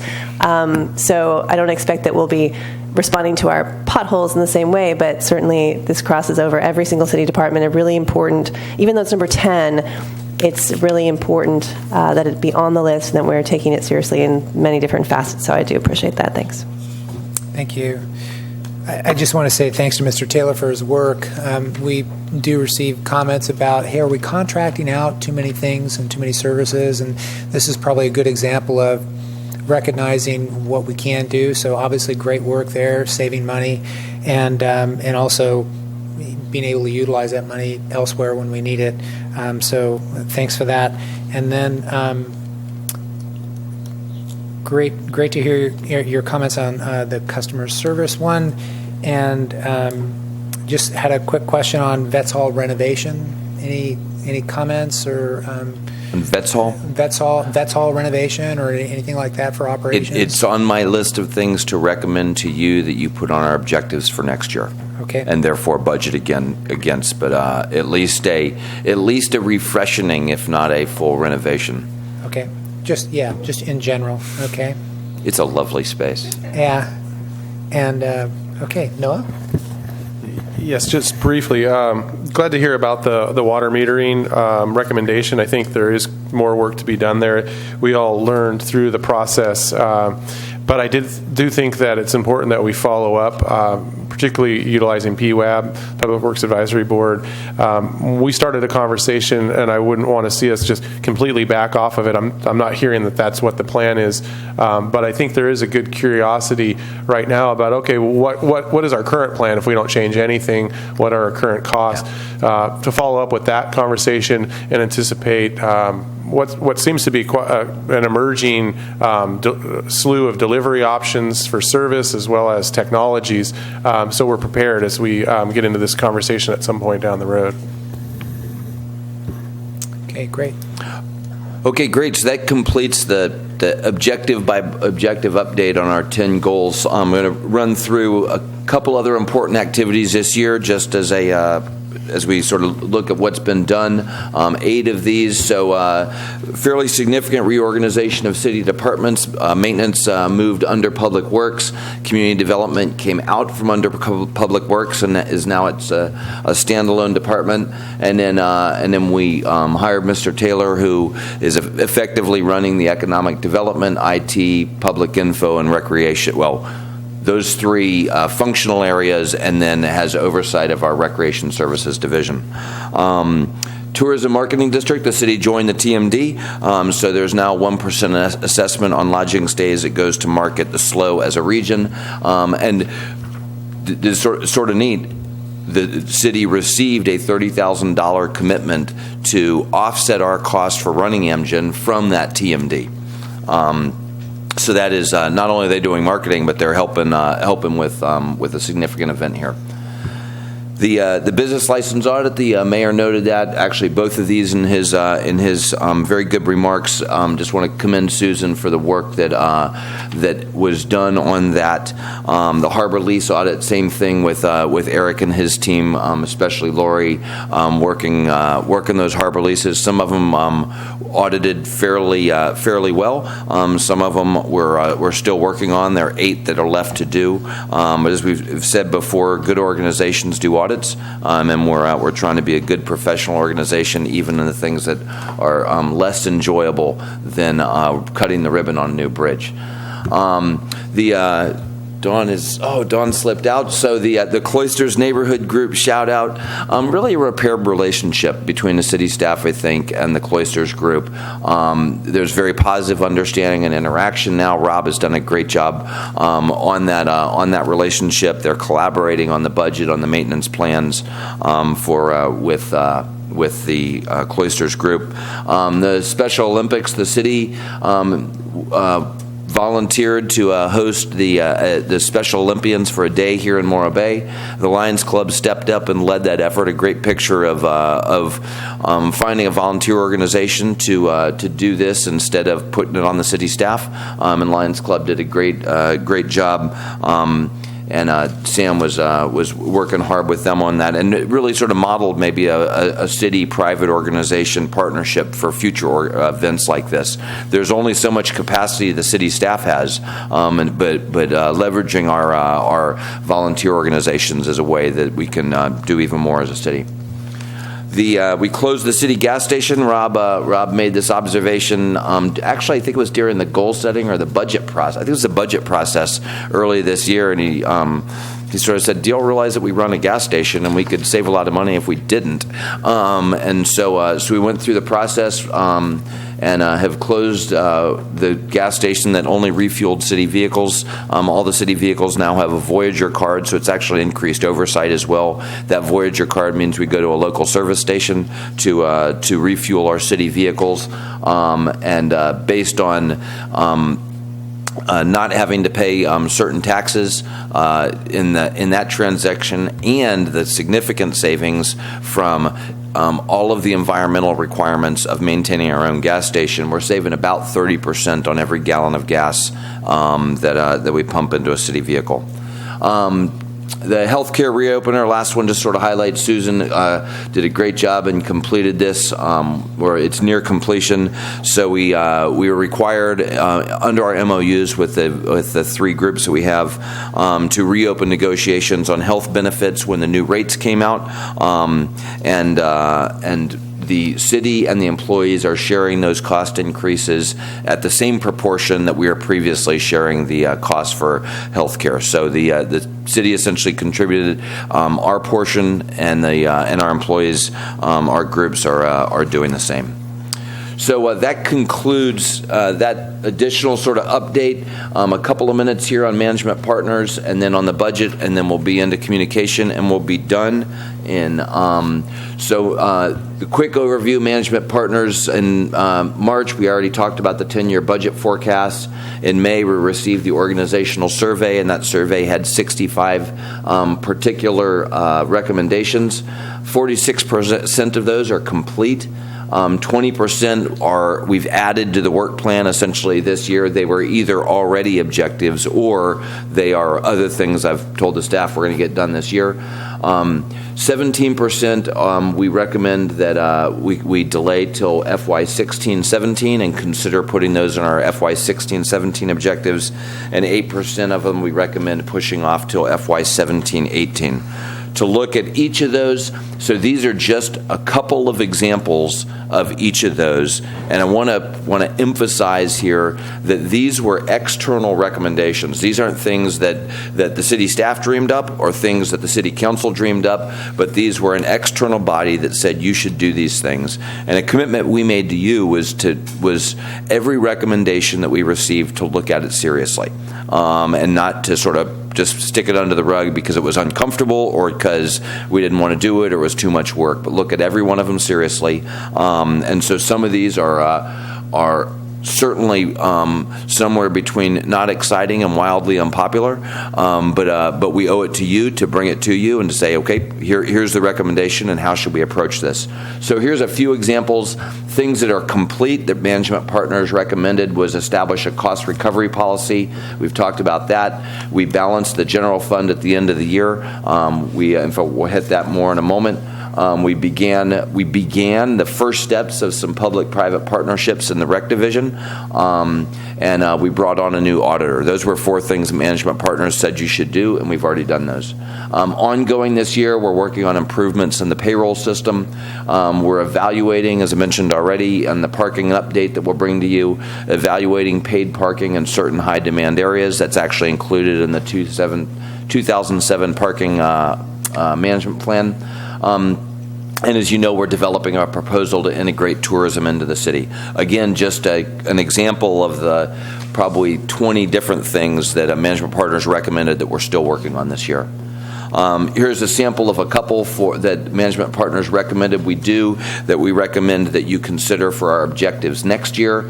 Adopting a comprehensive set of budget policies. We're working on those, but we're not going to get them all done before this budget year. Doing those next year so that they're in place for the FY 18 budget year is doable. Research moving the harbor lease management, the Tidelands Trust lease management, out from under the harbor department and into either administrative services or community development as a different management organization, and to integrate goal setting and priorities in the capital improvement program. So we've done that for general things, but we really need to improve the capital improvement program, and next year is a good year to do that. And then a few things we recommend pushing off until FY 17-18, get through the next election, and one is both outsourcing sort of big deals, the recommendation to research, not to do, but to research, to consider outsourcing fire operations to CAL FIRE and police operations to the Sheriff's Office. And I just got to stop right there and say again, these are recommendations that we received from an external consultant, and these aren't things that the staff dreamed up, the council dreamed up, but we've got the recommendation, and we think that FY 17-18 is a time to put a little bit of resources into that to determine if it's worth studying further, and if it is, then to study it further. Okay, and on to the budget. 2 slides on budget overview. So this is a good news story. In FY 14-15 ended well. The general fund budget ended $116,000 in the black. Property tax revenues and especially TOT were up measurably ahead of the projections that we had. That enabled us to do an end-of-year distribution of those surplus funds into our general fund emergency reserve. So these next three bullets are sort of an exciting story. Your general fund emergency reserve is currently at $3.6 million, and we were supposed to end this fiscal year, June 30th, at $3.6 million in our general fund emergency reserve, and that was with a projected surplus this year and a gap. We weren't sure how we were going to make it up. We're already there, so we are able to. We're already where we need to be at the end of this FY with the general fund emergency reserve, which puts us in good position for if there. First for the CalPERS pension spike that we discussed that we wanted to be prepared for, and a possible recession in 2017-18. And the Harbor Fund also ended $110,000 in the black, and that money is in the Harbor Accumulation Fund. It's not been spent, and we'll get to look at those things at the mid-year budget review. I'll also note that a fair percentage of the revenues that were of the positive revenues and property tax and TOT especially that were above projection, you allocated a fair amount of those at mid-year budget already this year. So those things didn't disappear into the general fund. At mid-year budget, we brought those to you and you allocated those, and in fact, $200,000 or $300,000 of that surplus or that ahead of projection money was in community development. You invested in community development for additional planners to make our community development department run more quickly, more smoothly, which it is. And this year, the first quarter budget review that the staff conducted middle of last month. I mentioned it was attended by two members of our Finance Advisory Committee. That was great. All of the departments are on budget on their expenditure lines. Revenues, there were two revenue concerns that we brought up during the budget process. One, we were a little concerned if community development was going to make their revenue projections because we increased them fairly significantly based on the fee subsidy cost recovery model that we were working through, and then revenue in rec we had some concerns if they were going to make their revenue as well. So revenues in community development are actually they're significantly ahead of where we need to be this year. So that is quite good news. In fact, revenue is already at where we needed it to be at the end of this year. So we've exceeded our annual projection in community development as of the end of October. So there's a lot of work going on in the building and planning department. And then in rec, revenue in rec is lagging. It's going to continue to lag. It's a conscious decision. We did not want to grow revenue by increasing program fees. We wanted to grow revenue by increasing the breadth and the participation in programs, and that's a longer process, a harder process, but a much better way to do it. And in rec, we're also looking at reducing costs of programs via private partnerships. So while revenues might not be up, the cost of some of the program is going down as various businesses buy sports uniforms instead of just paying for those out of our fund. Okay, so actually, let me pause there. Any comments or questions on the 8 additional items, the budget, or the management partners? Christine, any comments? I think that it's important to recognize, as I'm sure anyone who's watching this meeting this evening, as well as folks here, that you had quite a few goals and objectives to accomplish. And then I think it's notable to take another look at the 8 other important activities that actually got accomplished that were outside of the goals. And I don't even think that's probably a conclusive list. I think you could probably go maybe another 8 at least. But these are very important. I mean, for example, the Cloisters Neighborhood Group was a lingering concern for many, many years, really probably since it was created, and to have it resolved in less than a year and to put the effort and work and attention into it, I know it's appreciated by that neighborhood. But that's just one example of things that can happen outside of the budget process. So thank you for all that extra work.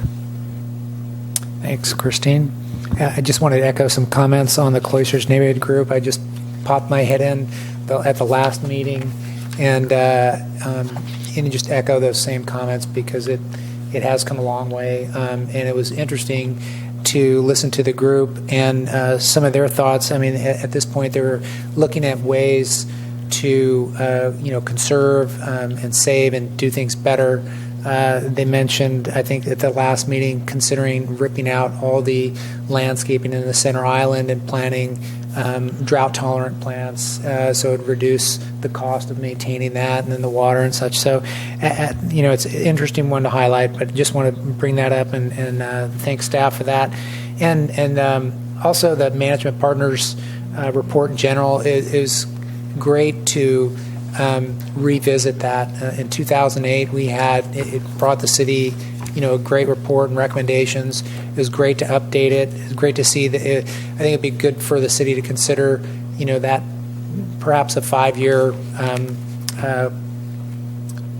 exercise. And it doesn't necessarily mean management partners is the one, but it is good to take on that assessment. And probably the silver lining through it all is the budget tool that came out of that. I think is great for, I feel, this council and definitely the community, and it's clear through the staff report and where we are, how beneficial that is. So, we got a good plug in the Western City magazine, so I'm going to keep going on that one. Noah?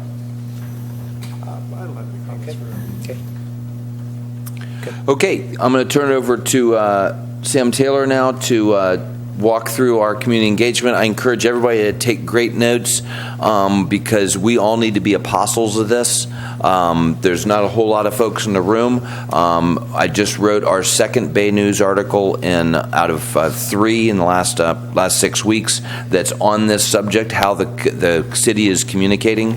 But if folks don't know how we're communicating, then we're going to be tough to communicate with them. So I would encourage all of us to understand what our key tools are and then to communicate those to our friends and neighbors. Sam? Thanks, Dave. So you see me on my phone throughout the meeting. It's because I'm actually responding to people on our social media feeds all the time. So I'm not ignoring here, but I really believe in being responsive to people. And so that's part of this engagement process is the tools we use and the way we connect with people and how it allows us for additional flexibility and responsiveness. Probably the biggest thing, I guess one of the two probably biggest things that we're most excited about is the renovation to our website, which launched last week. And we've kind of done a soft rollout of that, somewhat on purpose, just to see how it landed with people, and also so that once it went live, we could kind of debug it a little bit more. And I will say for the public too, we'd love people to scour it, use it as you normally would, but let us know if you find issues or concerns. You can always email me at staylor@morrowbayca.gov, and we're happy to fix stuff. Staff's finding links that maybe don't go to the right place or anything still. So when you have 1,000 pages on a website and you carry that all over, it's a big task. And so we're thankful to Civic Plus for working with us on this. The big goal of this website was that we wanted it to be easier to navigate for the community, and we wanted to be able to highlight some of the things we think are most likely they want to access, and make it easier to get news and information about the city and make it easier for them to engage with us. We work on behalf of the community, and we need to be able to hear from them, and we need to be able to respond rapidly to them. We obviously do a lot of work, but we're doing it on behalf of that community, so it's important we hear from them and can chat back. So this is what the website obviously looks like. We're really thankful to folks in the community for donating photos. Up top, you'll see that cute little girl there. That photo was donated by Jillian Parks of Jillian Parks Photography. And there's a copyright disclosure where we thank her for donating that photo, and we're really thankful for folks to do that. We are happy to receive additional photos. One of the things we noted of the last iteration of the website, in the 8 years it was live, we never once changed the photos. And so we should probably keep it a little bit fresher this next 8 years as we do this.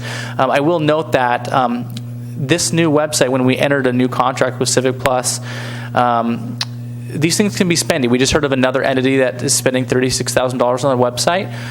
We spent about $19,000 for this contract, but it's actually a double contract. And so while we did this main renovation, in 4 more years, they'll do another one for us. And so that's something new. The last time we had a contract was 8 years ago, and it was one time. and we're now paying about the same amount of money for 2 times. And so we're really glad we could save that money. When you go to this website, you'll see the icon menu right underneath it, and that's to highlight, like I said, some of the main stuff. That includes the new service request system that I'll get into in a little bit. We're trying, over time, we will be adding more options for online bill pay. Right now, you can pay your utility bills online. In the future, you'll also be able to pay for business licenses online and likely permitting online as well. And so we'll make sure to continue to update the back-end system to link to that. We obviously know that people want to get agendas and minutes for all of our boards and commissions, so that's one. We have a brand new section on public records. And so if you click on that section, it takes you to also a brand new feature, the public portal for Laserfish, which is basically a document management center where we've scanned in all of the city's ordinances and resolutions. So for the very first time, someone can actually go on our website and they can look at the ordinances and resolutions on their own, as opposed to the city clerk having to do all that work for them. We are working through some issues with the search function on that. It's not as robust, it looks like, on the public side as it is for staff, so we're going to talk to Laserfish about how we can enhance that. But it's just, we're really happy that the public has that direct access to that. Oftentimes, if you look at the municipal code, you see citations to ordinances, and people want to read the direct ordinance language, and so that's handy.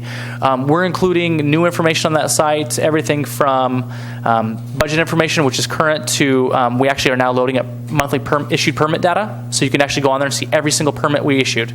And you can see the value of all those permits. And that's brand new, and that's a huge thanks to the Community Development Department for recognizing the value of doing that. And so the permit tech will be spitting that out to me each month, and we'll get it on there. We're also going to be loading up tax information from the Administrative Services Department as well. So just continuing to enhance our transparency and accountability.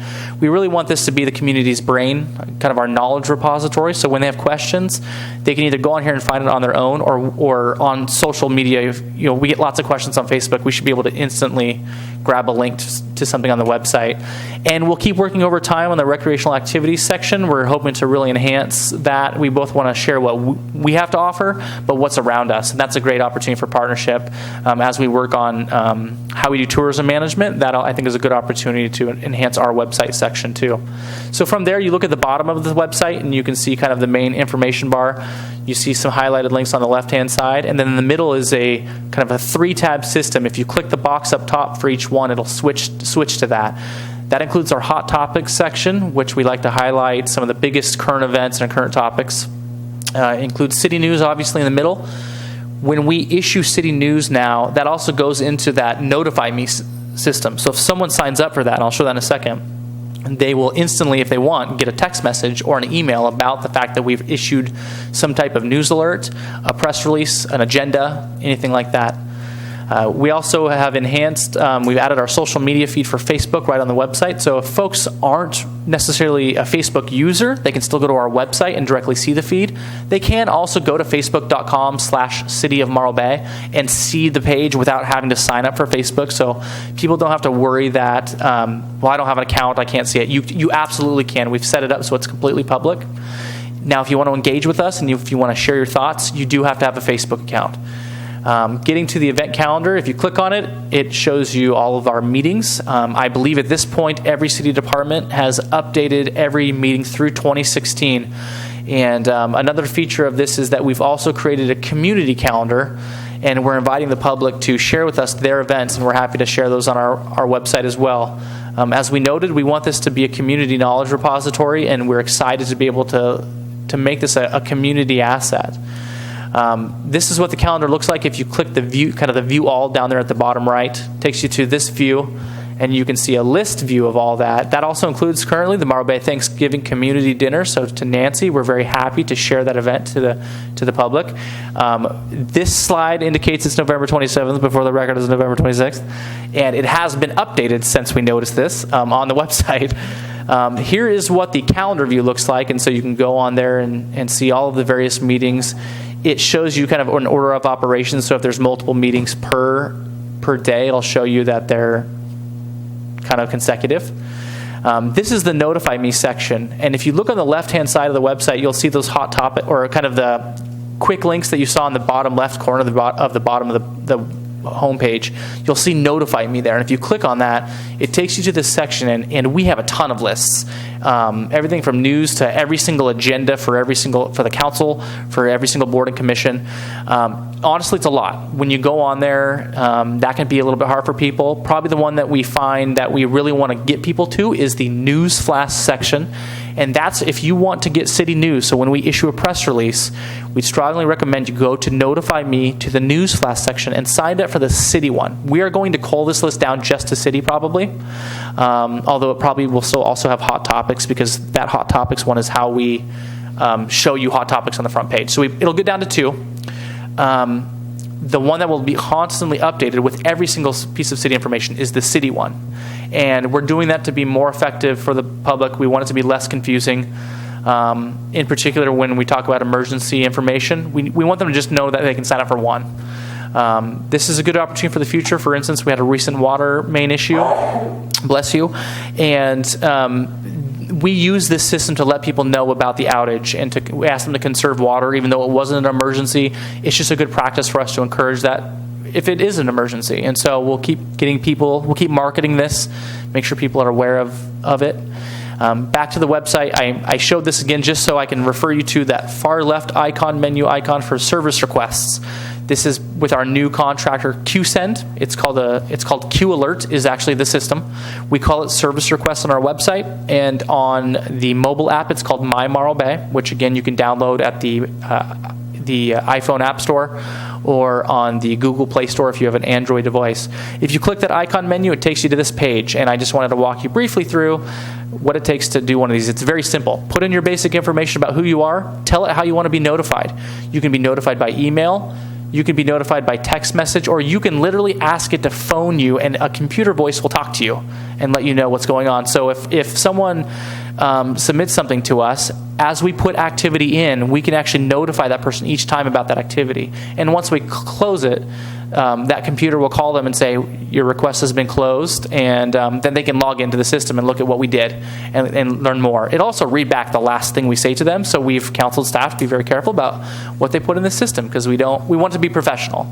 Probably no curse words.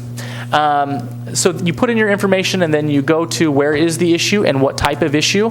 You can put it on a map, and unfortunately this isn't a video presentation, but if you look in the map, at the upper right of the map, you see a little person, a little body. And if you drag that down on the map, it literally changes to a Google Street View.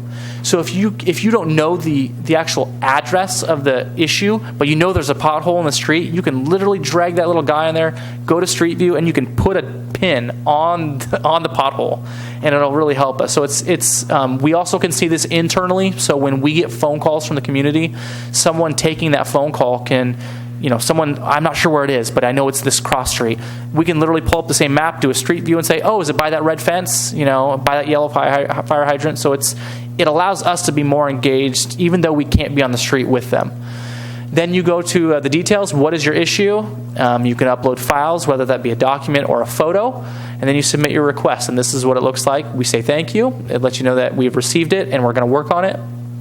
Within this system, we've set up some routes. And so each department has been set up as a route for various request types. There's a staff member for each of these that will immediately receive that. And what we're trying to do is, we know staff members are busy, but we want to be very responsive. So we've also created an escalation route. So if that person doesn't respond currently within 48 hours, it'll be escalated to another employee. We want to make sure we're responsive to the community. From there, I also wanted to show you the mobile app really quick. You download it. It has this gorgeous splash screen. You click the top report an issue button. You tell it where you're going to be at, and then you click on the little microphone there at the bottom right corner to then go to the menu of this service request type. For this, I'm using the economic development one, and that's under the Ask Us /General FAQs. And then I have an idea. If I want to submit a photo with it, I click the little camera icon at the bottom, and I put in my business card because I have an economic development idea. And then I submit my request. It says it's received. It's pretty simple. And this is what it looks like when you go review your request. From here, I also got a text message from the system. It told me that I got it, and that I can click a link, and it tells me, again, here's your request. And you can see the history here too. I have an economic development idea, And as staff goes through it, they can fill out the history, and I'll get updates through those text messages as well. And then if they close out the request, I'll also get an update. And that's what it looks like here. Later on, I went to it and it said closed, and you can see the response from the staff member. They were very polite, very professional. It was me to myself, so I appreciate that. It's very simple. It's very streamlined. Hopefully people will get it easily, but we're happy to help with that. Getting back to Facebook, currently, when I put this up, we had 1,467 likes on the page. We've had about a 600% increase since January of how many people participate. As of now, we actually have 1,471, so we're slowly ticking upward through the hour, literally, of how many people participate. And all the credit for this goes to all the different departments. We have a really great system that they put in place far before I got here. This was really the city manager working with staff. We have a content calendar, so each department posts several times throughout the week.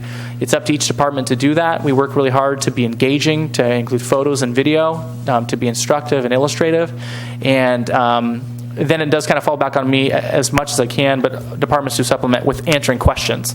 It's called social media for a reason. We really believe in engaging people in community conversation, and they deserve answers to their questions, and so this is a good opportunity to do that. We've also instituted a monthly newsletter. This is for those print folks. This goes in the utility billing mailer each month. We've created a calendar that we work, the city manager and I work on, along with departments on what are the hot topics, what do we want to highlight in that mailer. Some people do just kind of toss these out, but we do know that a lot of people read these. We do get feedback from these, and people say, I saw this in the utility bill. So we're thankful people are reading those.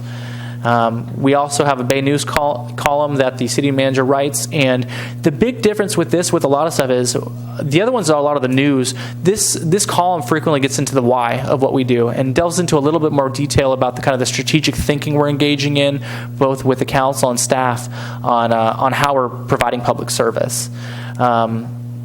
Brand new is our city Twitter feed. We already do have Twitter feeds for the police department and fire, and we are having conversations about how we want to continue with those. There is value to having multiple feeds. There's also value to having one, so we'll keep working on that. No final decisions. This is very new. You'll note we only have 66 followers on Twitter. We are going to work to cross-post everything on Facebook to this. Oftentimes, there are different demographics. Facebook is much more likely to be used, honestly, by a community like ours. Twitter is oftentimes younger folks. But we do have some fairly engaged Morro Bay residents on this. Some of the immediate information we got about the recent power outage came from Twitter, and we were able to engage with those folks on there and other agencies, and so it worked out really well. Actually, the video that we posted on Facebook came from a Twitter user. We were able to grab it off Twitter and shared it and credited him for that. He had really liked that we gave him that credit. So that's our social in a nutshell. That's pretty much our public engagement. It's a lot. We've done a lot. All the city staff have helped on this, and so we'll keep working. That was fast. Wow, great work. Great, thanks, Sam. Let me just for those that are in the middle, you may use electronics and digital stuff some, but it doesn't permeate your entire life. The three things that we would say is to go on the website and look at the hot topics. That's the first thing on the website. So on that bottom portion of the website, the hot topics, the city news, and the calendar are all there. And then second is look at the Facebook feed, because Facebook is the first place that we are going to share what's happening right now in the city.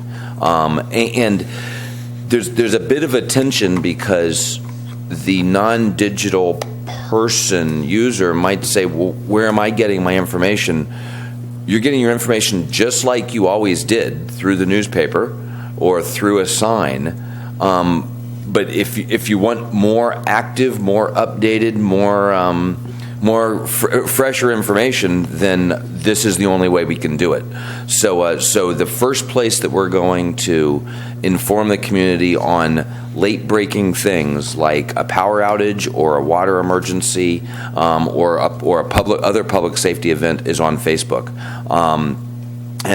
Yes, that we can use the reverse 911 system for true public emergencies, but it's inappropriate and wrong to use the 911 system, for example, for a power outage. We will just make a lot of people mad.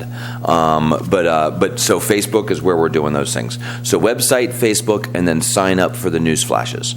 And if you simply sign up for the news flash, then again, we're not going to overload your inbox, but that's the place to get. That's where information about important community events is going out on the news flash. So those three things that if you've got a computer, you can easily get to those. You don't have to join anything. If you've got a computer and email address, those three things are, and then all the other stuff is great. You can pick up your smartphone, take a picture of a pothole, log where it is on a map, and staff will get that. Any questions or comments on the communicating piece? And then we've got 2 very short sections left. Comments, Christine? Wow, honestly, that's amazing. To go from nothing done in 7 years on the website, is that how long it's been since we changed a photo? 8. To go from there to where we are now, it's incredible work. It's wonderful. And, there certainly are people that balance out how much technology they use, and some people really reject it, or some folks just don't want to do it or haven't been, haven't grown up with it, let's say. So everything is new, and it's always that you're never ahead of the learning curve. But I will say, this is kind of the way the world works today. And, it's most organizations in our city even do email newsletters. They have a handful of printed newsletters. They still do. I mean, these are we're trying to meet everyone's needs, but I think it's an incredible amount of work in a very short amount of time. And I do think people do rely on I know they rely on our website for lots and lots of information, and it looks more engaging, it's just more inviting, and the information's more organized than I've ever really seen it ever. And I would say this rivals a lot of other cities that probably spend $119,000 on updating it. So it's incredible work. It really is. What I wanted to mention is that what I've noticed when we had the power outage on Facebook and the water outage, or the water pipes, I think all of us as city council members, we interact with a lot of people because we're in a role where we interact all of the time. And we know a lot of people, right, just because we're out there and we're interacting. I will say, I don't know if you noticed it as well, but following the Facebook posts and the comments on those 2 public, like semi-public, public semi-emergencies, so many people that commented, I didn't know. I mean, I clicked on some of them, like, do they live in Morro Bay? As if they're from somewhere else. But no, yes, they lived in Morro Bay. And I didn't know them. And I thought, wow, this is fantastic, because we're reaching people. I mean, not that any of us know all 10,000 residents, but we probably know a pretty good chunk. And it was so incredible to see all kinds of people responding. And I will say what I've noticed on our Facebook pages is it's all ages. It isn't just millennials who are liking it or making a comment. It's everyone. So I think it's very exciting. I'm not a super Facebook fan, but I will tell you I check it all the time now that the city has things, because I need to know what's going on, because people are expecting me to know. So I will say it's been really terrific and a positive. There's a lot of negative conversations about social media, but this is something that I think is very positive for our community, and people have information almost immediately. And sometimes that's a little bit hard to meet that need, but certainly I think we're making a great effort. So just terrific, really wonderful. And I had one question. The Bay News articles, I know that we spend a lot of time crafting those, and the timing of those is to get information out before important things come before the council.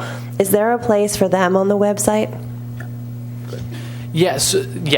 And I will take the sword here. I have been asked to post those on the website. So what we need to do is find a really good spot for them to highlight them. And that's, with the new website, is a good opportunity to figure out where's the best place to do that. Okay, great. Because I regularly do send people to read those articles. And, we can, however that works out, that would be terrific. Okay.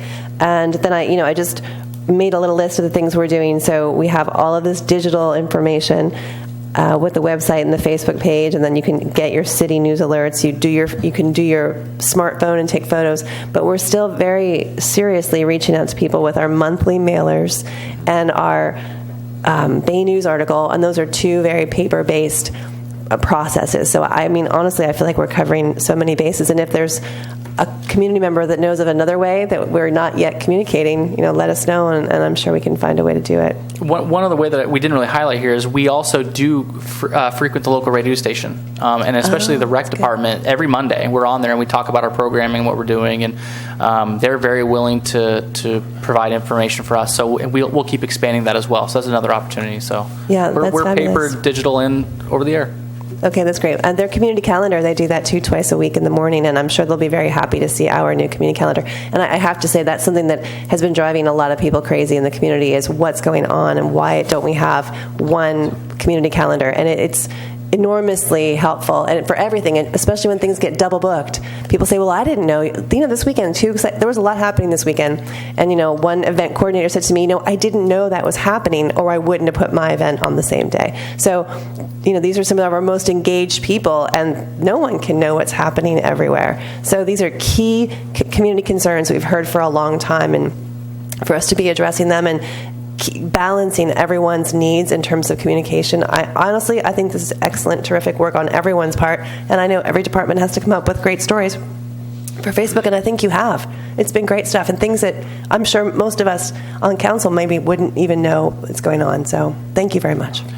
If I can just jump in, so I actually backtracked to this calendar page just to reinforce that this is if you click calendar on the website, one click later you get to here, and note that's December, and it shows the joint city council meeting with the WRFCAC, the planning commission meeting, city council meeting, Morro Bay Citizens Inc. board meeting, any public or semi-public meeting or activity is, if it is a city meeting, it is absolutely on here. If it is a semi-public meeting, non-city, but still with public engagement, if they've told us about it, we'll have it on here. But this is the place to go to figure out when the WRFCAC is meeting, when the Planning Commission is meeting, all of those different things. That calendar will be accurate. Can you just say why it's on there twice for the first? Is there reason? Just because it goes up for city council and goes for WRF? Is that why? Okay. Right. So it's just going to end up that way. Okay. See, Sam, you told us to comment. Sorry, too soon. No, that's good. Thank you. Okay, thanks. I'll go home and cry, but it's good. Next time, Christine's going to have to go last. No, that was great. Not much to say after all that, but I will get together with you, Sam, and I'll be going to the senior center. There's a function, and I think this would be a great topic. And so I'll get with you and talk about that, because as Christine said, some of the seniors are very digital and some aren't. But it'd be great to talk about this. Other than that, the calendar, obviously, great. Noah, any comments? Yes, the city council, a self-appointed Luddite. At first I was a little nervous when I went on there, but actually I completely agree with Christine's assessment, and I think this is a great improvement. And I know all of you have spent a lot of time on this, and hopefully it helps from your end as well as staff, and I can see many ways that will.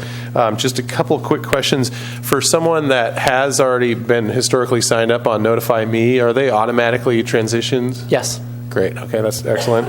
And then we did talk briefly at one of the joint meetings about trying to take better advantage of the director's reports as really inclusive pieces of information about what each department's doing. Those are reviewed with the different advisory boards and are available, but we haven't really highlighted them. And so just encourage you to continue to think about how we could build that in, so if someone's looking for a specific just general information about what's going on in each department, that director's report could be more easily accessible. I think that'd be helpful.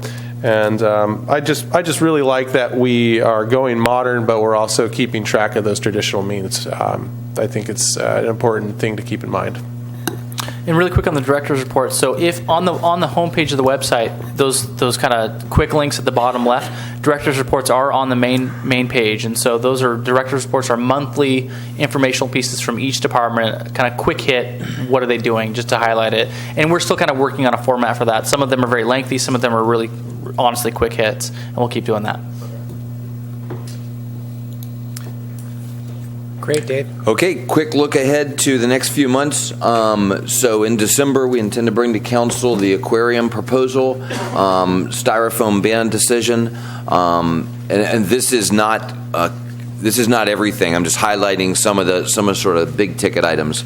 Early in January will be the decision on an alternate model for T-bid, and hopefully award of the general plan, local coastal plan contract. Also in January, we'll start our FY 16-17 goals and objectives process. February, we should have the secondary unit ordinance and streets financing. Streets financing might actually make late January. Then in March, sign ordinance and events policy decision. Not listed there, but early in January will be an events policy discussion for us to give you sort of a first blush, get your direction, and then we'll bring it back for decision in March. In April, maybe a little after that, downtown waterfront strategic plan or downtown specific plan, and then April and May will be the 16-17 budget process. So that's some of the sort of bigger ticket items that are coming up in the next 6 months. And then finally, we made 9 recommendations as we went through the goals and objectives updates. I'll briefly remind you what the 9 are, and then you can adopt all 9 of them or approve all 9 of them, or pull a couple for further discussion and approve 7 and discuss them, however the mayor wants to go through that. But so one was to modify Goal 1C, which was the MOU for now, into a clear objective about the Wharf property MOU. Number 2 was instead of doing a downtown strategic plan to do instead of doing a downtown specific plan, to do the downtown waterfront strategic plan. Scott walked you through that. Number 3 is to remove the Tri-W objective from the work plan, really based on resources and opportunity. Number 4 is to remove sidewalk improvement from the work plan. It was not funded. Same with number 5, street signs were not funded. Same with number 6, wayfinding signs were not funded. And frankly, both of those, they're not high dollar items, but we need to get through the downtown waterfront strategic plan, so we have some branding and some signage approaches to use instead of just printing up signs that we may not love. And then number 7 is the quality of life survey. Consider removing that. Number 8 is the water metering and billing. Consider removing that. And number 9 is to approve the staff recommendations for timing of the work on the management partners' recommendations as recommended in attachment 1 of your staff report. So your staff report listed all 65 recommendations. I went through a few examples of a few, but we would like your approval of those recommendations from the staff report so we know where to plug things into the calendar going forward. And that completes the update, and I'll turn it back over to Mayor Irons. Thanks, Mr. Buckingham. And as we go through that, I thought it might be good to at least discuss and consider. Obviously, there's just 3 of us. Unfortunately, Dr. Heading on scheduled vacation for that, and Councilmember Makowiecki on a leave of absence for health reasons. So we can get through that. Obviously, it'd be a unanimous vote to do so. If we felt comfortable just proceeding without consideration of Councilmember Heading being back here, I just wanted to see what kind of discussion we had with that. And then as far as going through the recommendations, perhaps we could just go through one at a time if we want to proceed, and just want to get some discussion from council on those. And then we can go to public comment for those who'd like to do that first. Okay. Yeah. Okay. Great. So at this time, we'd open up public comment, and then we'll take public comment this time. Rich. Thanks, Noah.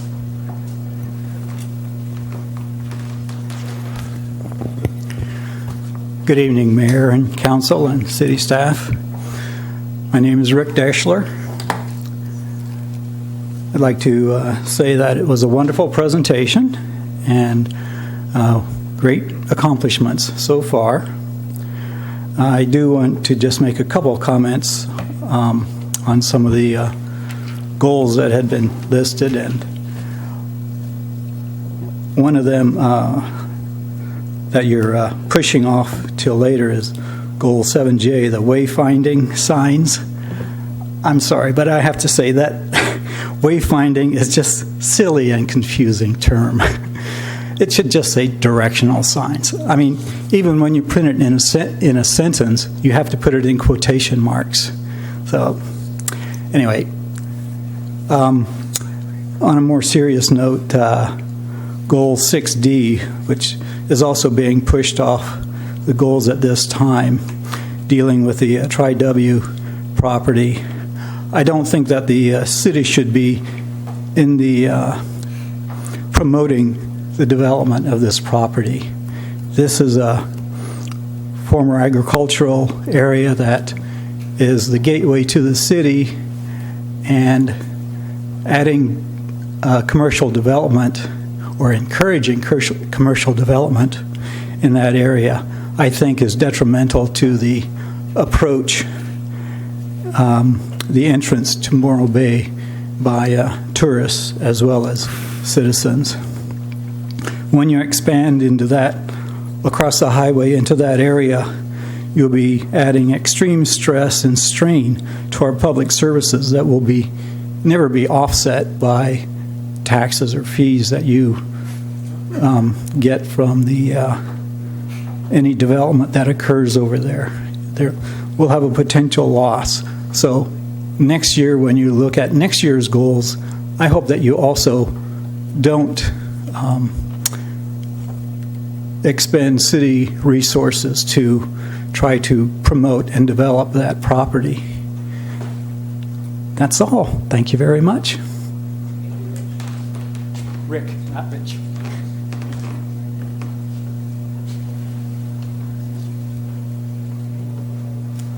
Any more for public comment? Seeing none, we'll close public comment and bring it back to council. Thanks very much. And at this time, just for my previous questions for council on their strategy in getting through this, as far as getting through that with 3 present council members, or deferring to a more full council to discuss these items, since they have to do with goals. So just wanted some general discussion on that. Noah, you want to start off?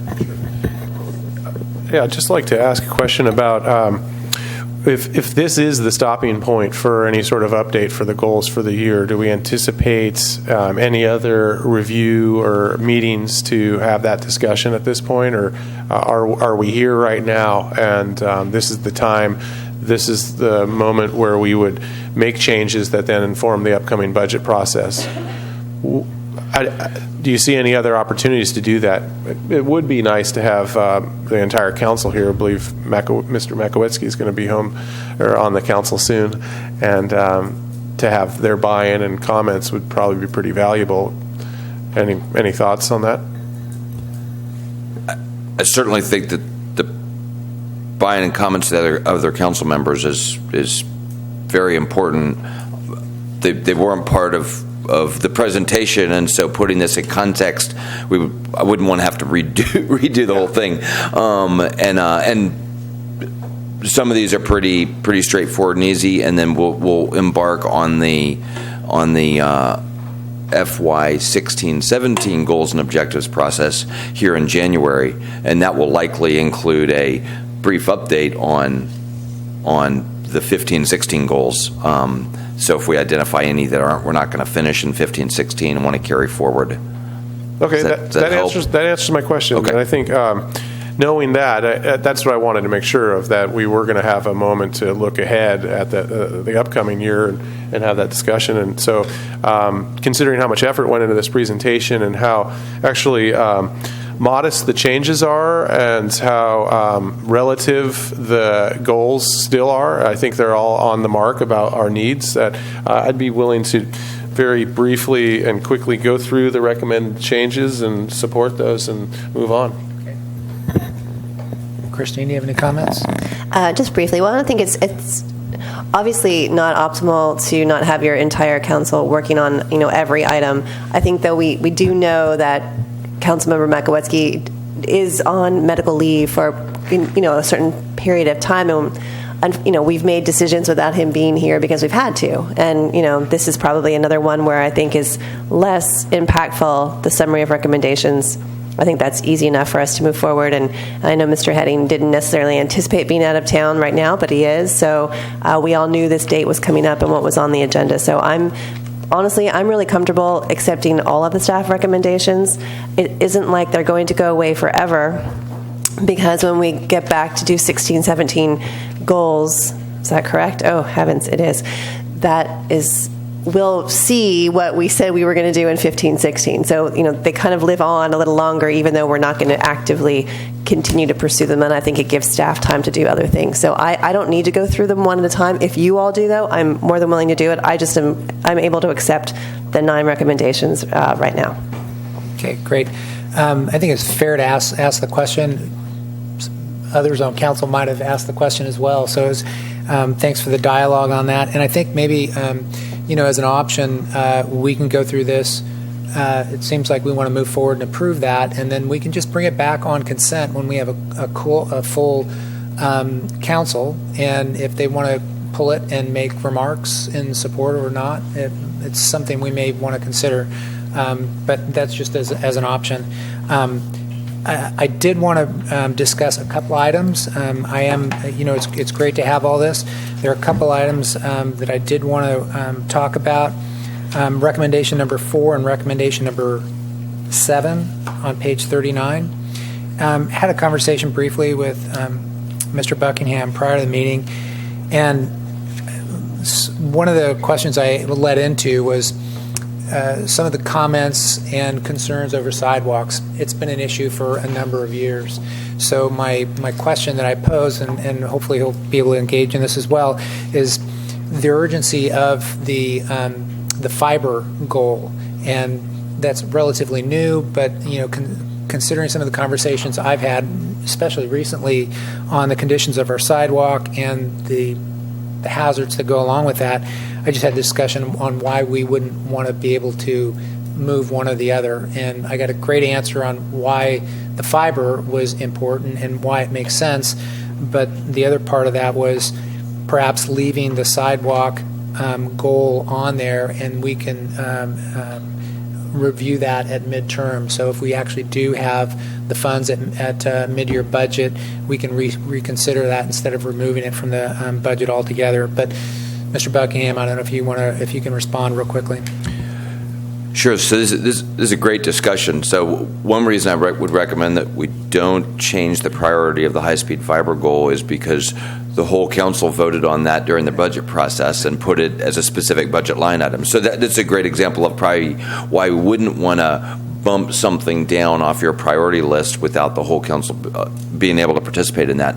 That said, the main reason is that so we'll come to you with a high-speed fiber RFP likely in January or February. We currently spend a significant amount of money every year paying Charter Communications for the privilege of communicating between the fire station and City Hall and Community Services and the Harbor Department. This high-speed fiber proposal we would likely make an investment in high-speed fiber with a private organization, and then we would not have to pay that significant amount of money every year. So the return on investment for the city would likely be under 3 years, and we would gain a high-speed fiber network through the downtown core and Embarcadero of the city that businesses could tap into. So there's a great business case for the high-speed fiber. You all went through a process of prioritizing one-time spending. Sidewalks were a few line items below one-time spending. Looking at the current year budget, we anticipate that there may be some additional revenue that, as I mentioned, the General Fund Emergency Reserve is already where it needs to be at the end of the year.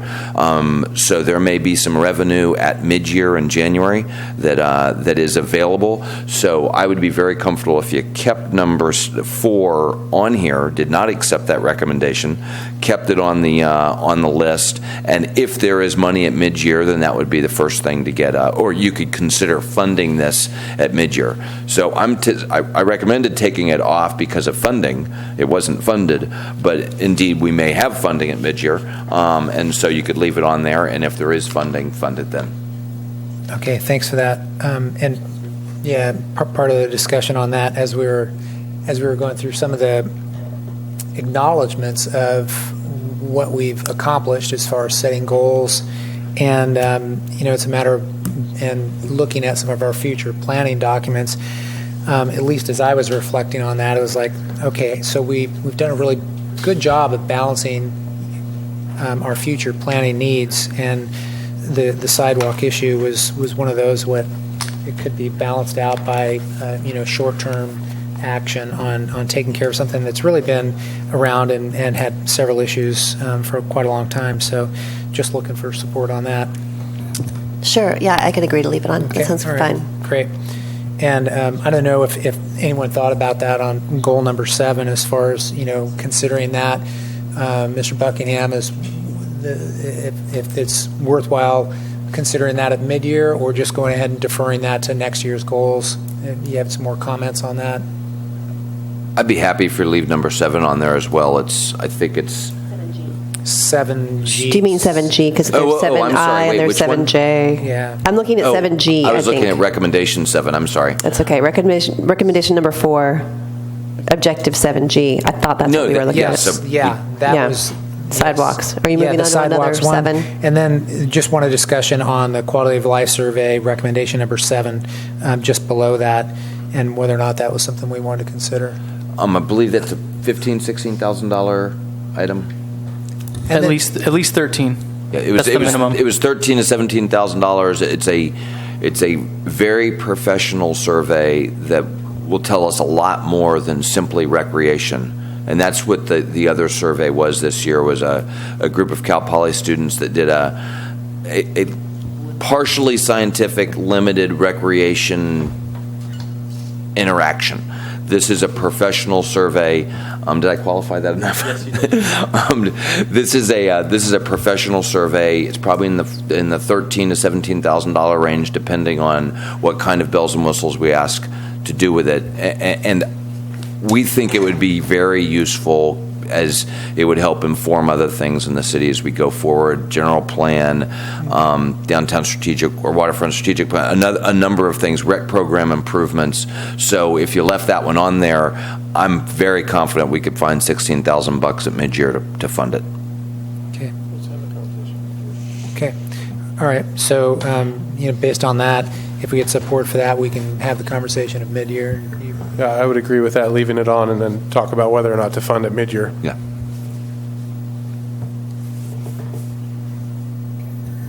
Christine? Okay. So then with just that discussion, it seems like we've got enough support to move staff recommendation. For me? Okay. Okay. Just get consensus. So basically, staff recommendation with the exception of recommendation number 4, recommendation number 7, which would remain and be reviewed at mid-year budget. Okay. Noah?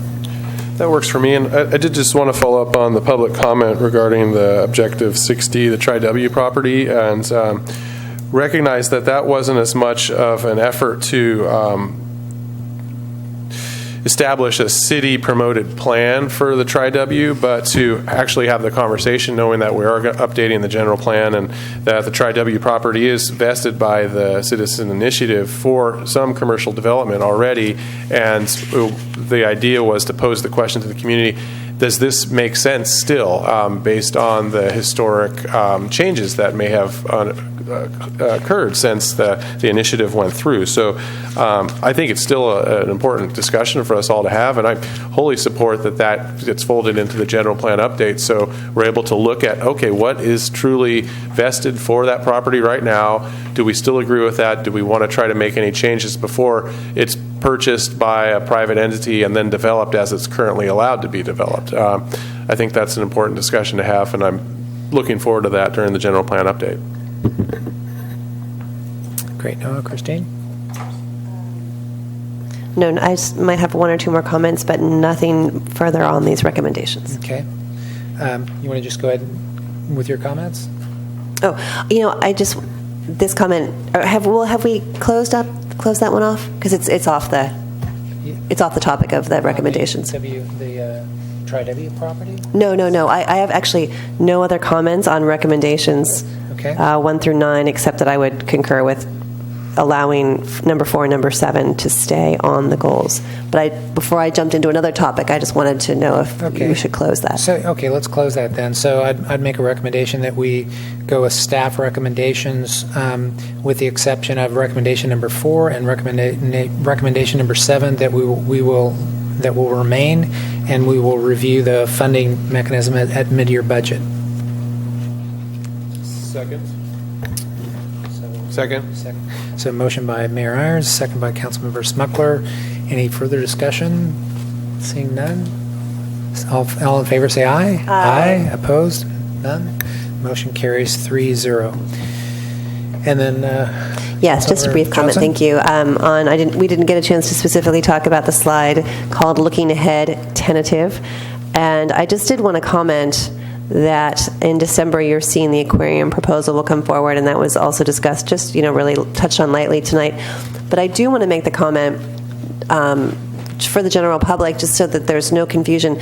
Any new proposal there about an aquarium type marine education facility will not include marine mammals. I don't know if we've actually said that publicly, but I think I may have heard that at some point in a public comment in the last month or so. But I just wanted to put that out there again, and seeing it here on the Looking Ahead agenda made me realize that we're not replicating likely what's currently there. Okay? So just for information. And of course, you may know that so that's all I'm going to say about that one. And I think on that slide, I think, although I will say I heard in response to a lot of our questions tonight, things were going to happen at the end of January, early February. So I hope we're not, I would say I wrote down, I'm not sure there are that many weeks in January and February, so we just may need to reprioritize again. Thank you. Okay, thanks, Christine. Noah? Yeah, just to follow up on that item, we talked earlier about January likely being a built-in stopping point to check in on the code enforcement and the municipal code itself. So that would be a place for people who are concerned or interested in that to be prepared to help us look at different ways to improve the code. And then we will be following up, working on a marine sanctuary open house with NOAA to have a informational presentation, mostly led by NOAA, at some point in early January, most likely. January the 6th. January 6th. Okay, and we'll have more information on the website about that too. Thank you. If it's not already up. Okay. Well, with that, thanks again for the excellent staff report and for all the excellent work. Hopefully the community appreciates the presentation. Any closing comments?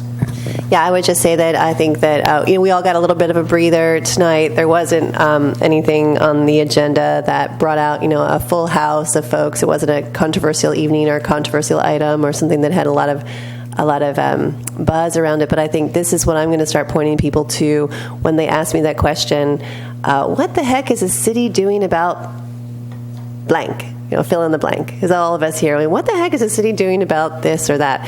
And I think it's terrific to point folks in the direction, this is exactly what we're doing. These are the goals we've set, and here's the progress we've made. So I think it's really terrific to have a document to point to that lays out for folks really simply what we've been up to the last year and a half or so. And I think that I don't recall I've been involved in something like this before. It's been this thorough to sort of check in and see how we're doing. And I think it's an incredible benefit for our community because things do happen quickly and things do change. And, someone may wake up one day and see something that they didn't know was happening. So it's good for us as council members and for staff to be able to direct people to a document, that explains basically what's been going on. So also I think it's probably a good experience for the staff to go through and see the amount of work that's been accomplished. I think it serves two purposes. It shows the community what we're doing, but it's also a good way to look back and for our staff, everyone in the city employment to say, wow, we've accomplished many things this year, and we still obviously will always have things to do, but it's great to take a minute and breathe and say, hey, we've done quite a bit. So I just appreciate having that chance tonight to do that and having a document that we can forward and other people can read, and in a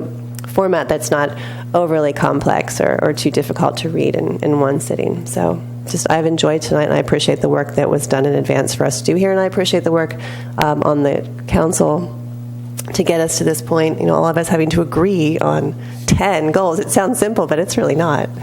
So thank you. All right, Noah.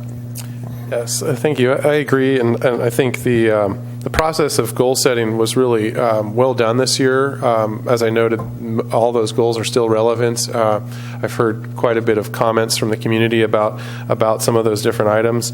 That being said, city operations and community dynamics are not static, they're dynamic, and we have, if you look at the list of all the things that have come up that we didn't have on the goals and that we've been able to respond to, I think that makes it even more impressive, and I really want to compliment you all. I heard quite a few things that demonstrate that the departments are working together and helping each other, supporting each other, and trying to provide a better service for our citizens, and I think that's all very important things, and really want to thank you for that. Yeah, great comments, and I couldn't agree more. And the other part of that is being able to identify that, as I said earlier, we need to be careful on how much future agenda items that we might want to take. So there's a measure of restraint, and then there's a measure of conversation back and forth on saying, well, maybe that item recommendation number 4 and recommendation 7 should be taken off, and we're, I think that's an open conversation that I would be open to as well, because there's only so much we can do. So I've appreciated the way the relationship has been, as being able to stay focused on the goals, and our community has to be able to work with us on that as well. So sometimes we get a lot of input from the community saying, hey, we need to do this, and we need to do it today, and we have to measure that, and our staff has responded really well. So I'm just a lot of compliments for all the work that's been going on. Thanks. And if I could just say, it was great to be able to recognize some of our employees at the beginning of the meeting. We've got a great staff. You've got a great staff. Great group of department heads. In fact, I'm planning to give them all a day off tomorrow because of their great work. And it's Veterans Day. Sam, you work. Okay, well, with that, we have future agenda items, which I don't think any of us have. And then we'll move on to adjournment. Our next regular council meeting will be Tuesday, December 8th at 6 p.m. Thanks, Dana. Appreciate it. So meeting's adjourned. Thanks very much.